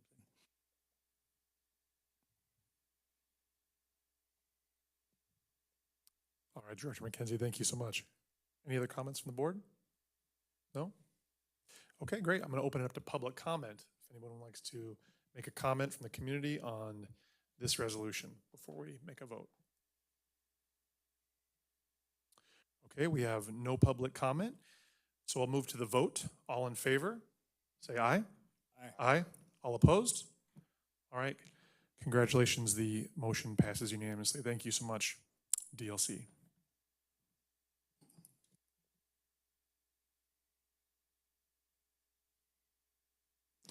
All right, we're going to move on to the next item here for Resolution 2025 R14 Community Center Asphalt Remediation Agreement. This is a pretty exciting one. Director Krask. Mike and I were just making eyeballs at each other, who's going to do it. Yeah. We didn't arm wrestle beforehand. I'll let him do this one. I did the talking last time. Okay, great. I've been volunteered. Okay, so this is open session agenda number 9C. We have the proposed community park asphalt remediation. This is the community center one, 9B. 9B, sorry, I'm ahead of myself. You're that excited about asphalt, Mike. You have no idea. So, Resolution 2025 R14, the Community Center Asphalt Remediation. Our recommendation is to adopt this resolution approving the recommended asphalt repairs using Copper State Pavement Company. So basically, in a summary, in 2025, the community center asphalt is slated for seal coating and striping per our reserve inspection process. Upon inspection, it was noted that there was aggressive cracking and separation across large swaths of the surface. We had delamination of previous seal coats and granulation of the surface, which indicates that the asphalt is beginning to fail aggressively. As part of our due diligence, a professional civil engineering company was brought in to inspect it and give his opinion. He examined the asphalt thickness, the subbase, and the more aggressive cracks in order to prevent additional water intrusion damage and prevent further degradation and failure of the parking lot surface in total. The attached project budget includes 3 different proposals to perform a sequenced mill and fill of the entire surface of the community center parking lot, as well as correct the repair of the cracks, restoring the asphalt's long-term useful life. Now, the Parks and Facilities Department hired the civil engineer to go out and get, not only to do the analysis of the parking lot and to identify the cause and the problems, but to create a scope of work and reach out to the appropriate contractors who have the appropriate skill sets to perform the work. We've got the proposals back, and after reviewing them, we selected Copper State Pavement Company. Now, on the next page of this, we had totals ranging from $313,832 up to $399,657, which was the original engineer's estimate of what the costs would be. So, is there any questions about this resolution or what our recommendation is? Do we have any questions from the board? Director Barbie? My question is this part of a long-term infrastructure plan that we're improving it, or are we just looking at it saying it's time for a new life? Why are we doing it now? Well, it's actually a reserve project, which is definitely the 30-year long-term longevity plan. We actually had monies in the account to replace the asphalt. I believe, I'd have to look that up here. But several years from now, we had even more monies than this set aside to replace the asphalt in total. Looks like 2035. 2035. Yeah. And it was 900,000. So the reason why we're accelerating it now, and this is the struggle with reserve projects in general, is it's at a state where it needs to be replaced. You see the parking lot, it's in terrible shape. So we put Band-Aids on it in the past, and we just decided, hey, we need to replace it so that we can get long-term viability out of it. But it's coming in significantly less than what it says in future reserves. So that's a positive. Any other questions? Yeah, Director Patterson? Yes, I have one. Have we worked with Copper State before? We have. They did multiple projects for us last year. Okay, and have you worked with the other two, M.R. Tanner and Morgan Pavement? No. Okay, so we know who Copper State is. And when will this project begin? We're going to sandwich it in between the end of the pickleball, the end of the bathroom remodel, and hopefully before Christmas break. Thank you. We've got a couple things going on. We are phasing it. I just want to point out, as he did say, we're going to try to face it as best we can to limit the impact on people. But it's one of those tough ones. There will be parking, just not a lot of it. Treasurer Duckworth? Yeah, has anyone shared experiences with the Country Club HOA? In what respect towards the asphalt? They're responsible for the roads, so they've got experiences with Michael Franks and also with Copper. Michael Franks is actually the same consultant we hired. We took their recommendation on him as a consultant. So Michael Franks is very reputable. My experience with him has been very, very good. But I would highly recommend before we finalize this that you get feedback from the experiences that the HOA has had with the Copper Company. Okay, thank you. We Thank can you do very that. much. We're actually supposed to be voting on this tonight. Was there something of note that you wanted to reference? No? Okay. Okay. Director Krask, I have a question for you. I see here in October 2020, we did a crack fill, seal coat, and stripe preserve activity on it. I'm not an asphalt pro, but what are the cycles? How many times do you fill the cracks before you go to a full replacement? I'm not an asphalt expert either, but when the cracks get large enough, they have to be handled a different way. When we talked with Michael Franks about that, they're going to seal these cracks differently, but the delamination of the surface is the more important part. Cracks are cracks and allows water to get down, but the surface that was done in 2020, the actual materials that they used are no longer used in the industry. So whatever it was, it failed. Wow. Yeah, and I have worked with Michael Franks on other projects, and he's always been extremely sharp. And we did quite a bit of research into asphalt and what, where, when, and why. So I think it really depends on the usage, the asphalt, how it's repaired, if it's repaired correctly, and if the materials can withstand the situation and location that they're at. I can help actually because I was also on the roads committee who was responsible for a lot of this with the country club. So seal coating can be a real problem because all it is a Band-Aid. And if you've got a problem with the underlying surface and you just put Band-Aids on top of it every year, then your costs over time can be extraordinary. So this is where Michael Franks comes in and he says, look, you've got an issue with the underlying foundation coating. That's the point where you just have to replace it. And you would be wasting your money if you just seal coat it. That's interesting. Okay, well, I'll I'll entertain a motion. I move we approve Resolution 14. Okay, is there a second? Okay, now we're going to go back to board comment. We just kind of had some comments off of Director Krask. Is there any comment? Treasurer Duckworth? Nothing? Okay. Yes, Director Barbie. I'm looking ahead without getting into the specifics of the next section, it looks like there's going to be some other projects in the area. Are we having to send this out for bid again, or have we already, and I might be jumping the gun here, but I see that there's another area that's going to be done next, that it's just a separate area. That is a separate area. It's a separate project for the main community park, I believe is the one you're referring to. And this will also have to go out for bid. This is a little bit more complex than just the asphalt.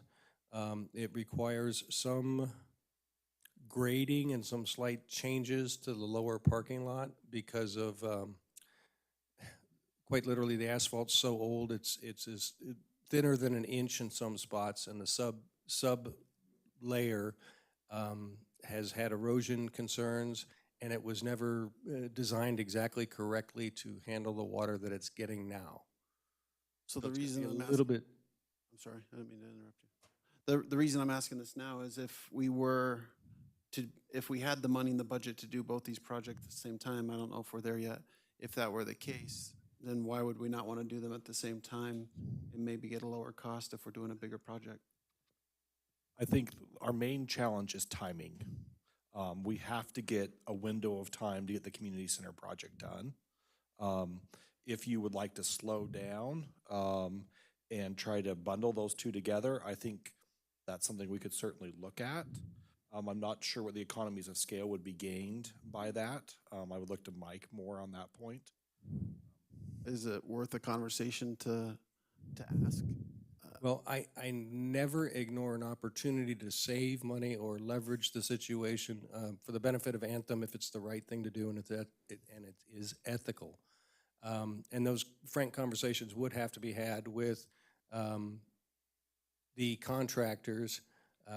Not all of them can do everything. We know that Copper State is great for the community center. I believe they would be great for the asphalt portion of the main community park.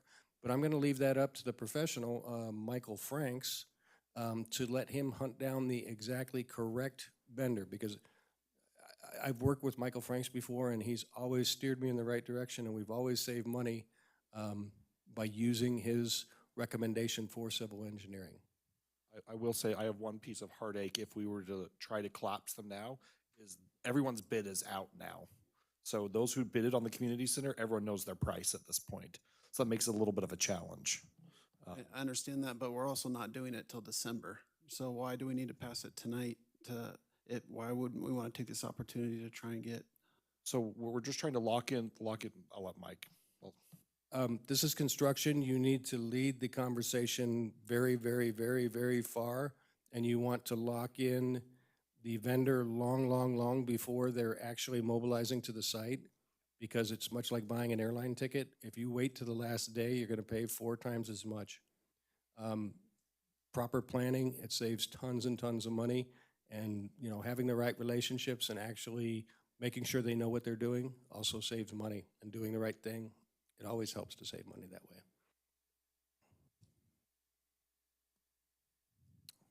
Thank you, Director Barbie. Thank you, Director Krask. Any other comments from the board? Okay. Yeah, I'm sorry.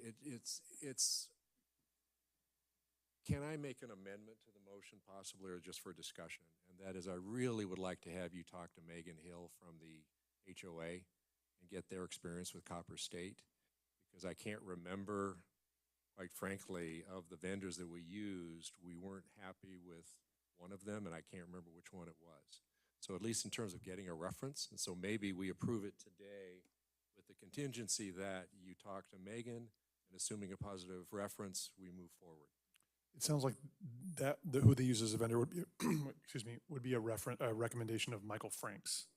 Is that correct? Michael Franks. Michael Franks proffered him, and we have worked with Copper States ourselves, we had 3 projects done last year with them, and we were incredibly impressed with their professionalism, their materials, their sequencing, their whole thing. I understand, and I'd be more than happy to speak with Megan for sure to find out what her thoughts were on the project and who she used. Okay, I think we could probably make a vote and then still have that conversation just to make sure. Does that sound good? Okay. All right, great. Is there any public comment on this specific resolution? Okay, no public comment. All in favor of adopting this resolution, say aye. Aye. Aye. All opposed? Okay, we have 6 affirmation votes and 1 no vote. The motion passes. Thank you. Can I? Please. So if Megan comes back and says we had a horrible experience with them with our 38 miles of roads in the country club, what happens? I would have to make a judgment call and talk with my supervisors and then live with the decision that we make. Yep. Okay. If you could have that conversation this month and get back to us maybe next month, that'd be great. We'll get back with you within a week. Okay.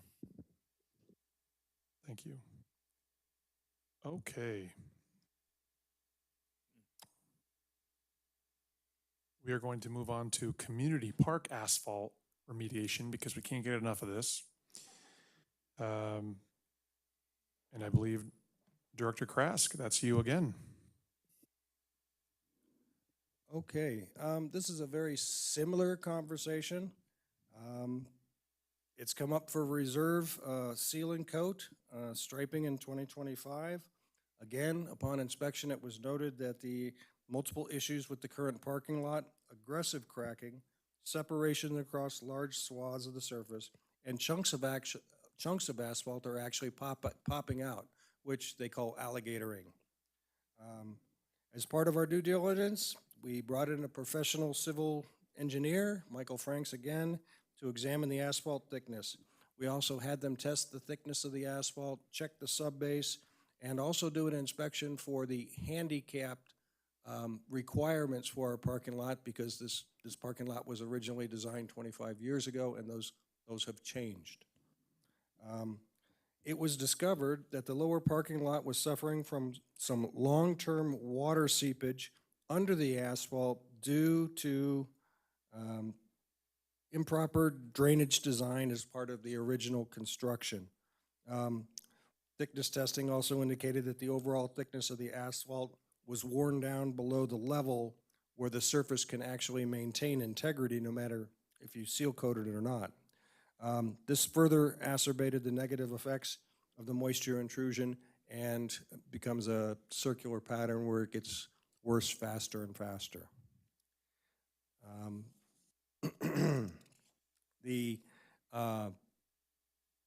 We've reached out to Michael Franks, and in this particular aspect, we just asked for an estimate to repair the asphalt, if we needed to do any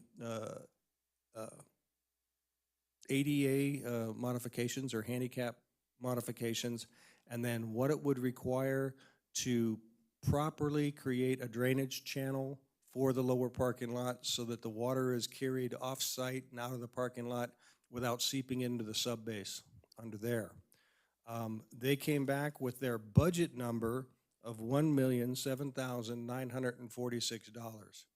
So they also gave us some basic ideas of what these costs were for the different locations, and that's why we're bringing it to the board. It's a $1 million project or less, but it's approximately $1 million, and it's quite literally to engage Michael Franks, we're going to have to expend some money. So we wanted to get the board's approval to that this was necessary and that we were authorized to start making these expenses and spending the money to do the research and eventually reach out and get bids from contractors. So I'll just chime in here. We usually, at this point in the procurement process, don't bring it to you. We usually take care of it ourselves, but this is a large project. It's $1 million. So we have it in the reserve. It's not like it's an unbudgeted reserve expense. The funds are available there. Again, it's just one of those variables in timing that happen. You know, asphalt isn't holding quite like we had hoped. So that's why we're looking to you tonight to say, yes, keep going, or no, don't go there at all. Is there any board question for Director Krask on this specific project before we move to a motion? Yes, I have a question. Yeah, Director Patterson. So are we approving spending money with Michael Franks, or are we, well, how much are we going to spend? Not, I mean, he doesn't get the $1 million, right? No. No, He doesn't okay, get I the got million. that, but how much are we spending on him? Well, lesser than $50,000. Quite literally, I wanted to get the board's approval before I reach out to him and get a basically it's a proposal or a contract to perform the engineering and secure the bids. So we would know what the final actual construction cost is. It's probably closer to $30,000, but don't quote me on that because he didn't give me the exact amount. We have to kind of have to do it, right?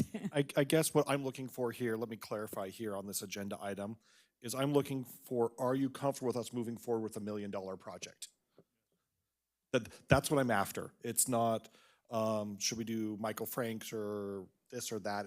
That's not necessarily what we're after here on this item. It's, hey, we're going to bring back 3 competitive bids to you to bid this project, but this is a big project, and I don't want any surprises if someone says, how come we never knew this was coming? That's what we're after here, so that you're well aware of this when it comes back and people say, that's a lot of money for a parking lot. It's like, yes, it is. but that's what it costs, unfortunately. So that's why it's here. So if you're so inclined to say, yes, go ahead with the next step, we'll go ahead with the next step there.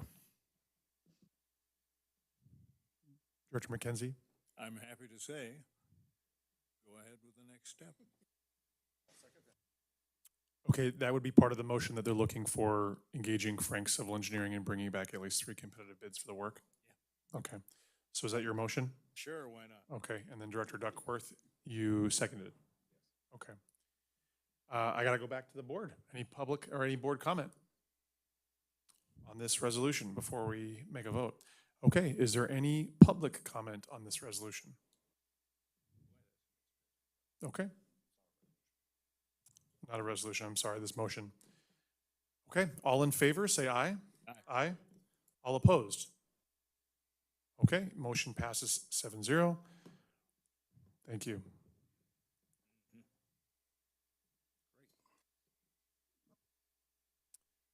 Okay, we're going on to do discussion of DVUSD override on number D. Now, this is something that I brought up. I'll just take it over here. This is something that necessarily is not in the wheelhouse of the Anthem Community Council, and there's a memo that I had included. Go ahead. Yeah, thank you so much. In the state of Arizona, the state passes a budget for the schools, but the schools unfortunately have to go to supplement income for their budgets to an override vote. Thank you for these. And where this plays into is I believe that the ACC's mission is community vitality, family services, and home values. Budget cuts will directly contribute to staff quitting and relocating, which could directly contribute to lower school ratings, which will impact demand for housing here and home values, which would affect the ACC enhancement funds, as well as the programs. If enrollment drops to relocation, we could see school closures or repurposing of public buildings. Fewer families would mean reduced participation in youth programs and events. So it's really not just a school issue, it's a community stability issue.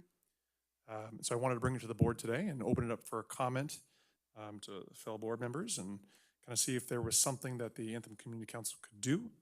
And I can tell you it's not going to be significant, but at least it could be something. So that being said, I'll open it up to the board for any kind of comment on this item. Director McKenzie. I don't want to see the council endorse in a political contest. If we find a way to publish, for instance, a website where people can go for information, that's perfectly legit, and I'd support that. Okay, I appreciate that. Any other public comment or board comment? Sorry, Director Harmon. I agree with Director McKenzie. I don't think that's our place, but I do think if we could do something to educate or, get some information out there, I think that I could get behind that. Okay. Treasurer Duckworth. I just have to agree with the last 2 comments. Okay, excellent. Vice Chair Curl, anything from you?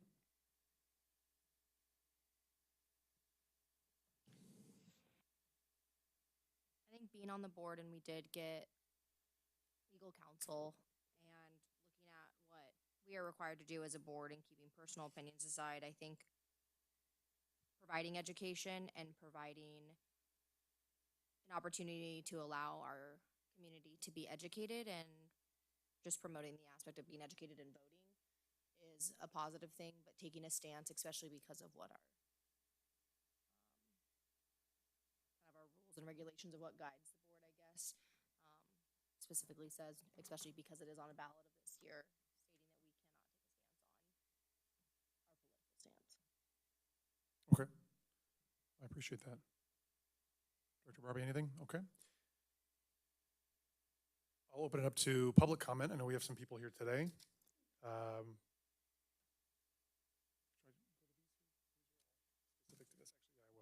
I'll go to public comment here. Jeanette Skufos. Please approach the podium and make sure that little green light is on. You have 3 minutes here. Yes, hello. My name is Jeanette Scofus. I'm a resident of Anthem. My husband and I are homeowners here also, and our daughter and her family live in Anthem, and we have 3 grandchildren who attend Gavilan Peak Elementary School, and the oldest is now at Boulder Creek.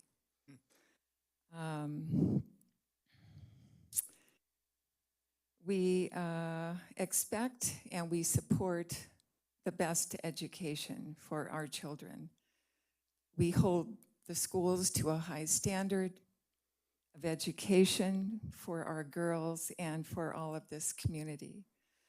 Deer Valley Unified School District is one of the largest school districts in Arizona with 42 schools and tens of thousands of students. And DVUSD for many years has students earning, schools earning A+, A++ standings. And that's no easy task, especially on the budget that our public schools are under at this time. And DVUSD is one of the most fiscally responsible run district here in this part of Arizona. In fact, they're named under Forbes as being that for their size. So for more information, you can go to dvusd.org for facts about what this override shares and the needs of our public schools. Finally, we as a community, either we continue to support our young people and our community as a whole by investing in our public schools, or we fail our youth, we fail our community, and the future of Anthem and the Deer Valley Unified School District continues to be degraded in many ways. A small investment like the override is a huge gain for this community and DVUSD district. And one more note, $1 spent goes to increase our students graduating high school, and that investment return is $5 per $1. Thank you. I've once been told that a good, well-running board should be serious and boring. So congratulations. Thank you so much. Thank you. Yeah, go ahead, Cody. I just want to clarify, I am in support of this. I just want everyone here tonight to know that. I think sometimes being on the board is really hard because we have to separate our personal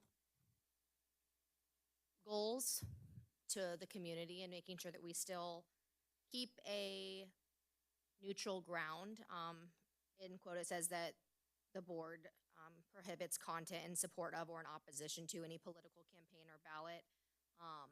Board members can do that on their own time, but personally, outside of the board, this is something like full day kindergarten is incredibly important. I have a 6-month-old. So I think for everyone, even if you don't have children that are going into school or maybe families, keep in mind that long-term effects of this could really impact Anthem. I totally see where you're coming from. True story. So thank you. Thank you, Director Curl. Something to think about too when you come up to the podium and you're speaking on this is any ideas that you have how the Anthem Community Council could support this. We'd love your input there. Go ahead and move to Connie Campbell-Henry. Thank you, Connie. Hi, my name is Connie Campbell-Henry, and my husband Bob and I bought our house in 1999. We were one of the first 100 people to move to Anthem. We have moved 17 times in 50 years of marriage. We moved to Anthem because we wanted it to be our last move, and we hope to be here a long time. Whenever we look for a new residence, it's one of our very first inquiries was, what are the schools like? That's our first requirement. Now, we don't have kids in the schools here, but that is our very first requirement because of the economic impact it has going forward, okay? We were impressed with Anthem because it had a commitment to build its school first. The K-8 school was built before the houses were finished. We wanted a community that valued public education. Deer Valley Unified School District was rated highly, and it was a big factor for why we moved to Anthem. Since moving here, we've been appalled at the way the state has lack of support for our public school systems. But despite this, the economic challenges, DVUSD has managed to maintain A+ or A++ schools. The current M&O override election is crucial for the funding of our schools and the way our students and teachers, they deserve this money. If these measures fail again, we will see all-day kindergarten gone, music, art, extracurricular activities gone. These were very important to me growing up and made a huge difference in my life, and the same with my kids. For those of you who know me, I've been involved in supporting music and the arts my whole life, and I do not consider those extracurricular. I consider them very important, vital parts to an education, to a good education. I can also speak directly to the personal economic impact of a public school losing all-day kindergarten. I happen to have 2 kindergarten-age grandkids right now. They don't live in Arizona, but the economics are approximately the same. Most families need 2 incomes these days, and I know my kids do. The fact that my son can send his daughter to a public all-day kindergarten is saving him more than $10,000 a year in childcare costs. Think about that as an economic impact. If we take that away from our residents in our community, which will happen if we don't have pass this bill. His wife is a school teacher who can now teach full-time. Not only do our kindergartners gain the extra education time, but their parents also gain the ability to go back to work. Mrs. Campbell-Henry, I really appreciate everything that you've said today. You Time's are up. at your time. Yes, thank you so Okay. much. I really do appreciate you. I coming urge tonight. your support. Yes, thank you. Thank you so much. We're going to move on. I'm going to try to move a little quickly because it's already 8:36. Unless anyone wants to stay until midnight tonight, let me know. I have Katie Mae Smith here. And Katie, I know you've been waiting all night. I appreciate it. We set the timer at 3 minutes. If you wouldn't mind talking at 1.5 speed, I'd appreciate it. I will, I'll do my best. So my name is Katie Mae Smith. I run an organization called Deer Valley Votes for Kids. What's really important to know about school elections is that schools can't advocate for themselves. The districts can't advocate for themselves, and that's where I come in. So maybe last election you may have seen some billboards I put up. I had signs up. I got to do all of those things. I'm just a mom. I'm a mom with 2 kids in a DVUSD school. I'm also a PTSO mom, so that's my other volunteer activity. So this has kind of been our life to try to get these elections passed for schools, or for our schools, for all of our local schools. We have 32,000 students in the district. And I can tell you the school that my kids are at has 1,200 kids at that school. I consider them all my kids. And when I'm out there volunteering, when I'm here tonight, those are my kids. And I'm here asking for support any way you can. So you were asking for ideas. So I can tell you, this is my 2nd year running this organization. The questions that we get, because there's a lot of misinformation out there. So I would say one of the best ways that you guys could be of service is just by sharing the facts. So if you guys can put out factual information, you don't have to encourage a yes vote, but just information to the public. So those can be provided by us or by the district. Again, factual information the district can share. Really important to note that the override cost about $20.67 for an assessed home value of $250,000. So that's a market home value about $500,000. So you can do the math right there, but whatever you don't pay in this tax, in this override, we usually lose in your home value because your schools are directly paid or tied to your local schools. So it's really important. It's also tied to safe neighborhoods. So the better your schools are doing, the better your safety, your neighborhoods, the more desirable they are. So it's just really important any way that you guys can get involved. Really quickly going to throw in there, because this is the override, but there's also a land sale that's going to be on the ballot in DVUSD. Good distinction between them. Overrides fund salaries. So that's like 8% of teacher salary. That is the rest of full day kindergarten because it's covering salaries. That is music, art, counselors, reading specialists because those are funding those salaries.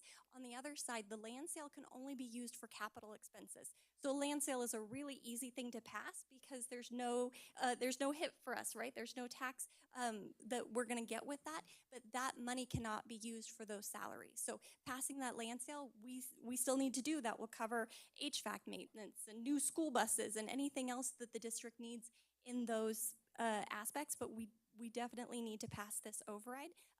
The override has been in place since 1991. So I'll go ahead and finish right there, but anything that you guys can do to help support, we'd really need. Thank you. Thank you so much. Really appreciate you coming tonight. Now, I'm all out of public comment cards here. Is there, or these cards here, is there anyone? Sir? All right, Steve. Steve, you look familiar. Steve Botfeld. I am Steve Botfeld. All right, welcome. I am a member of the DVUSD School Board.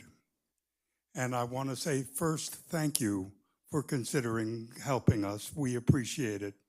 Second, I want to make a point that has been made by all three previous speakers. This helps your home value. This helps support lack of crime in your neighborhood. This is a critical issue. We have 5 schools in the Anthem area. Anthem, Diamond Canyon, Gavilan Peak, which does the immersion program for the Mandarin speaking, STEM Academy over by the post office, and Boulder Creek High School, which has been a big football success. The bottom line is very simple, ladies and gentlemen. I can repeat everything that's been said and bore you to tears, or I can let you know that we need your help, and I thank you on that. And if you have any questions, please ask. Thank you very much. Absolutely. Is there any other public comment? Sir? Yeah, please introduce yourself. Good evening. My name is Brian Kilgore. I'm the Director of Communications and Community Engagement for the Deer Valley Unified School District. And just on behalf of our students and staff, I just want to thank you all for having this discussion and considering whatever support you want to give. We just appreciate you having this on agenda and considering it. You asked what you could do to help. Again, as Katie May said, just helping us spread factual information would be great. We have 2 dedicated pages on our website, dvusd.org/election. That just has general deadlines as far as when to mail in your ballot, when ballots will arrive. And just want to remind everybody, this is a mail-in ballot only election. So just keep an eye on your mailboxes the first week of October. And then also we have a dedicated page strictly to the override, dvusd.org/override. That goes a little more in depth into what the override funds, things of that nature. So if you could, if anything else, if you could just help spread the word about where that information is to the community.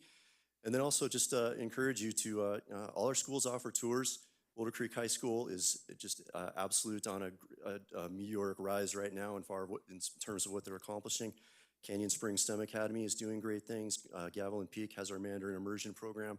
Really great things happening in our Mandarin schools, in our Anthem area schools, and in the district in general. So always feel free to contact, reach out.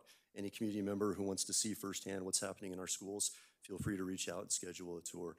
But again, I really thank you for your time and for your consideration with this. And I'll leave my card as well. You can feel free to reach out to me directly.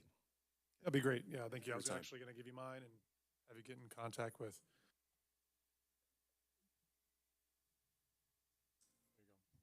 Well, thank you so much. Oh, hello. Hi, I'm Alexis Reed, and I volunteer at Anthem School, and I'm a proponent of this. One thing I'd like help from you is that to allow us to put yard signs in our yard or by the schools, because we had some out there and they were torn down and thrown away. So that would be helpful if you can allow that for us. Also, I just want to say that the tax that we're paying right now will not increase. It just rolls over. And so, thank you. Alexis, thank you so much. And we are aware of that. I just want to let you know that that was a learning opportunity for our staff and that we apologize for the signs being removed. You can have those. Yeah, yeah. You can have those in your yard due to they are political signs. Is that correct? Yes, there are HOA regulations in place. Those aren't from us. Those are from Parkside and Country Club. But yes, we deal with the right of way. That's our space. Thank you so much. Is there any other public comment before we move on? Okay, thank you so much. So we got some great information here from everybody. There's no vote on this, and we'll come back next month with some options that the board can take up and potentially vote on. If I could, just in general, is there consensus for us to develop a path forward for the board, for the ACC developing a specific position, or to come back for like more educational materials and community outreach? Education and community outreach. Yeah, I guess we'll just start with Director Patterson. I heard you, but we'll speak into the microphone and we'll go one-on-one all the way to Director Barbie, and we'll just kind of say what our thoughts are. Director Patterson? Education and outreach. That would be no position, but. No position. Okay. Director McKenzie? Same. Same thing? Okay, Director Duckworth? All right. Okay. Same. I'm going to say a little bit more. Okay, please. I think that our stance should be what you're saying, but use the websites that the last gentleman shared with us, find some facts on there, and just share that data. Even if it's just a repost, we don't have to make a new post out of it. Maybe we just share theirs, that kind of stuff. And I really don't see a reason why we shouldn't be doing that. Yeah, I think that's a very easy thing, and obviously there's not so many things that we can do, but this is a great one that we can contribute to. So, all right, is that Thank enough you. for you? Yep. Okay. Thank you for that. All right, thank you so much, everyone, and thank you all for coming tonight and expressing your thoughts on this. We're gonna go ahead and move 8:46 here, so we're gonna go ahead and move to E on here, discussion about Daisy Mountain. And I believe this is Treasurer Duckworth and Director Patterson. Well, one thing I've learned being a new board member is when I ask questions, I get assignments. So you'll see fewer questions from me in the future. But we sort of formed with Director Patterson and with Laura, we formed an informal sub-task force and to discuss what was presented at the last board meeting regarding access to Daisy Mountain and also just protecting Daisy Mountain as our largest, literally, amenity for Anthem. And quite frankly, the next step is just to start working with the stakeholders.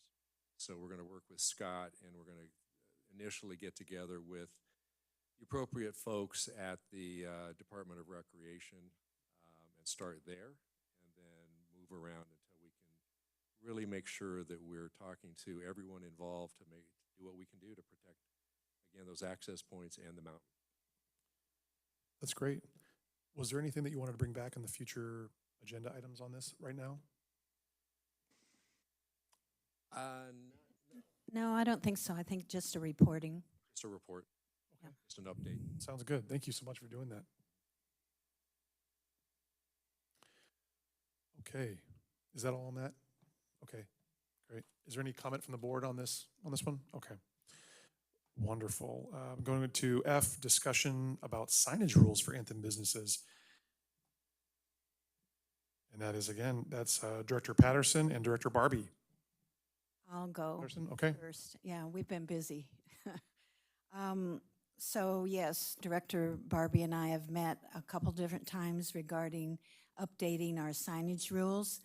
And a couple things that I'm looking for in that regard is to support the small businesses that may need our assistance in drawing in business to their businesses. And looking at our signage policies from the aspect of what kind of sign is it, being more specific about size and whether, how temporary it is.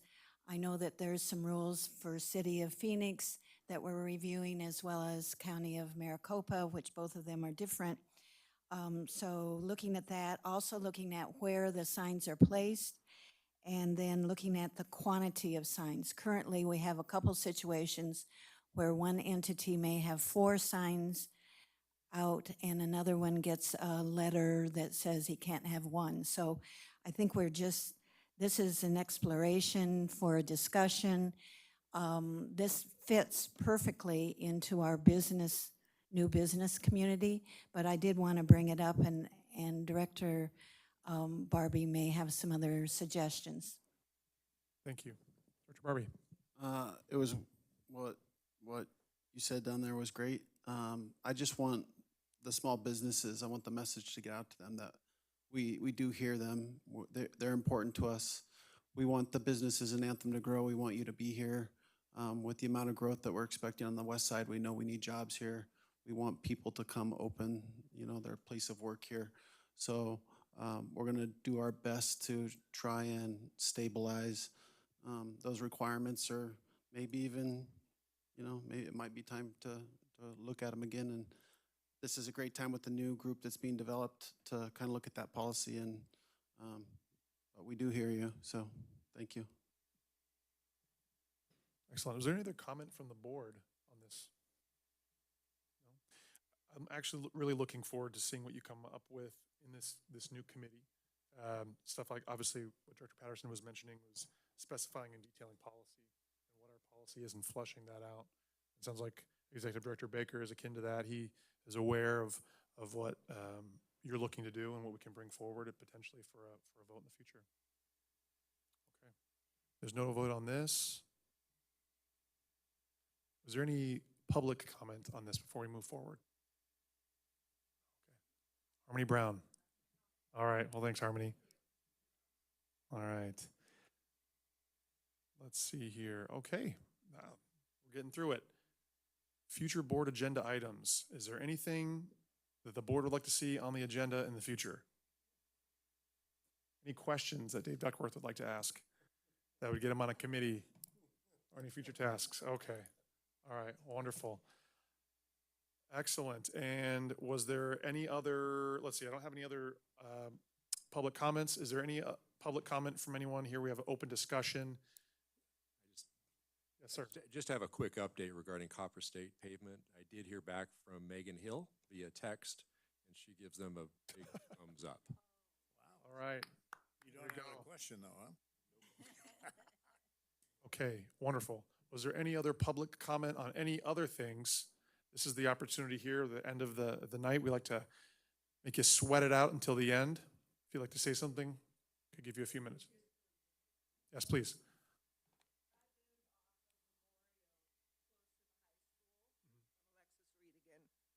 I live off of Memorial by the high school, and I watch the kids go across that street, and they about get run over every time when the car is turning left off of Memorial onto Gavilan Peak. And I was just wondering if they could have a stop all traffic for 20 seconds for them to get across the street, because that I think they can program that in.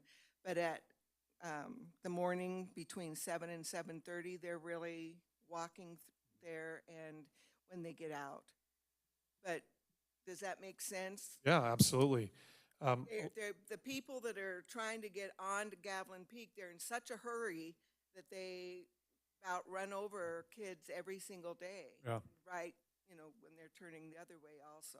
Yeah, I almost hit a child every single day going on that intersection. So it's actually pretty crazy, to be honest with you. And we have a representative from the Deer Valley School Board here, or Deer Valley Unified School District here, and they can put a cross guard there if they change the lines and things like that. There's a lot of logistics that are involved. Do something with the light. How you can just stop all the traffic for 20 Yeah, seconds. Executive Director Baker will talk to you. That is a county thing, but we have some avenues that you can turn to, and I really appreciate any input. Thank you so much. All right, I'll take a motion to adjourn then. I move we adjourn. All right, we have a second? All right, all in favor, say aye. Aye. All opposed? All right, have a good evening, everyone. Don't run for the exits. We have an Anthem Way Foundation meeting too.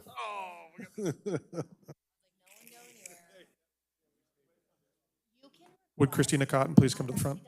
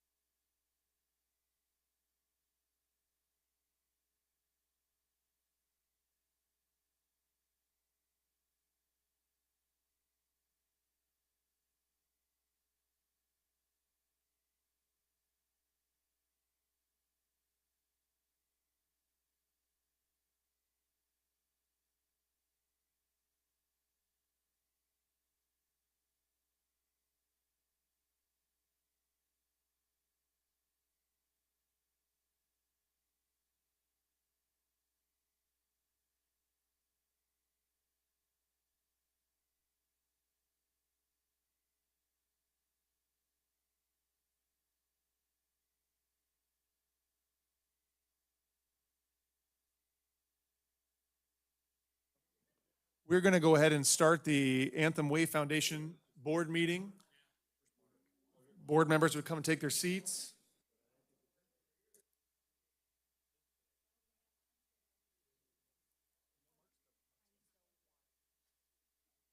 Have you met Christina before? No? Yeah, that's her. Are you? Stand up. You got to move your legs. You got to stretch your legs a little bit. Get your blood going. Okay. Isn't it crazy?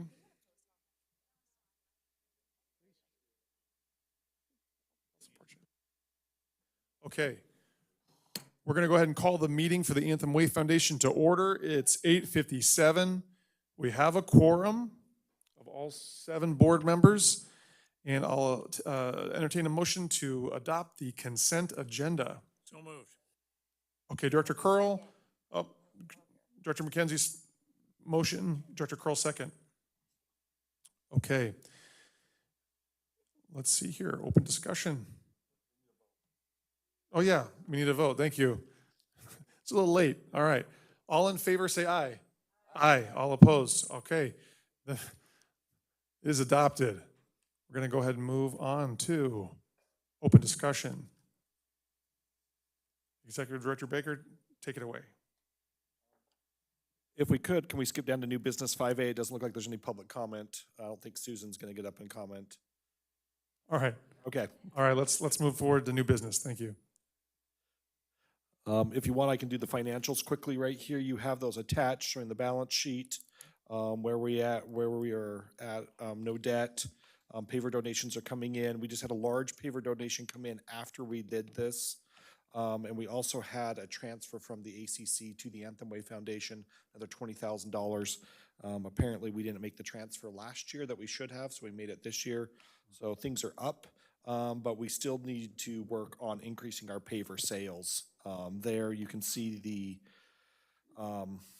the additional donations for the Jim Martin STEM Scholarship. And then we will be doing, as part of our budget session, we'll be talking about the budget for the Anthem Way Foundation.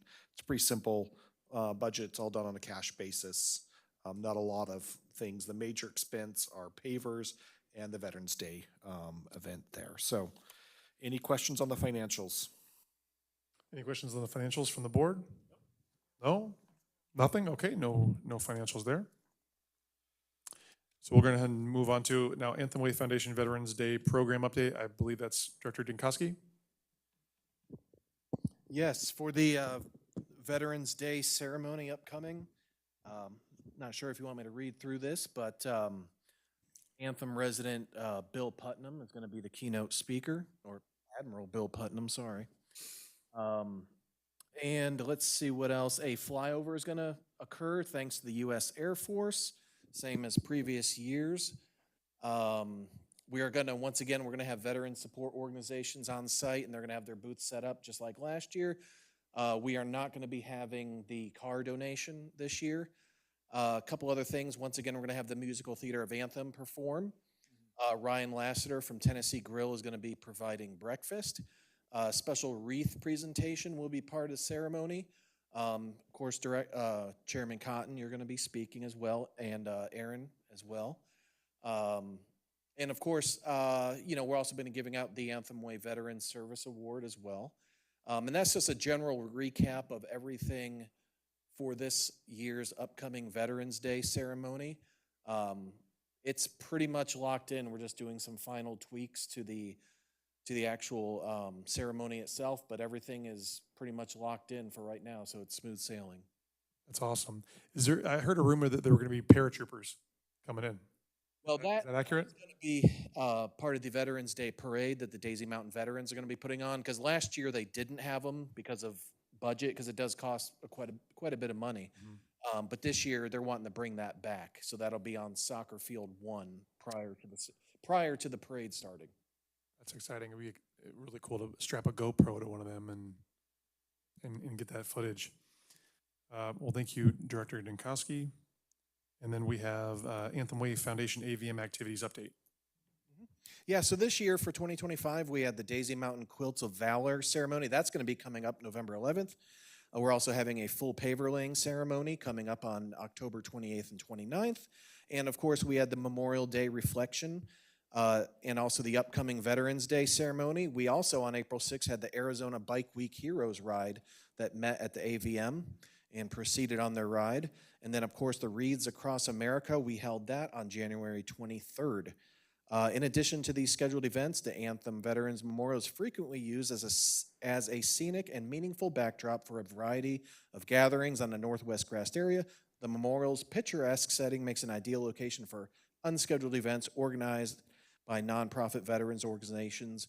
And also, we do have a lot of other little ceremonies that take place there. We have some promotions for military service members and things like that do kind of sometimes pop up as well. So that would be a full description of everything that has occurred or is going to occur at the AVM this year. Always something going on here in Anthem. Is there any Always. comments or questions from the board? Any comments or questions from the public? Nothing? Okay. With that being said, I'll entertain a motion to adjourn. I move we adjourn. Okay, we have a second? All right. Okay. Someone made a motion and then Director Hartman seconded. All in favor, say aye. Aye. All opposed? All right. We are adjourned. Thank you so much. 9:03.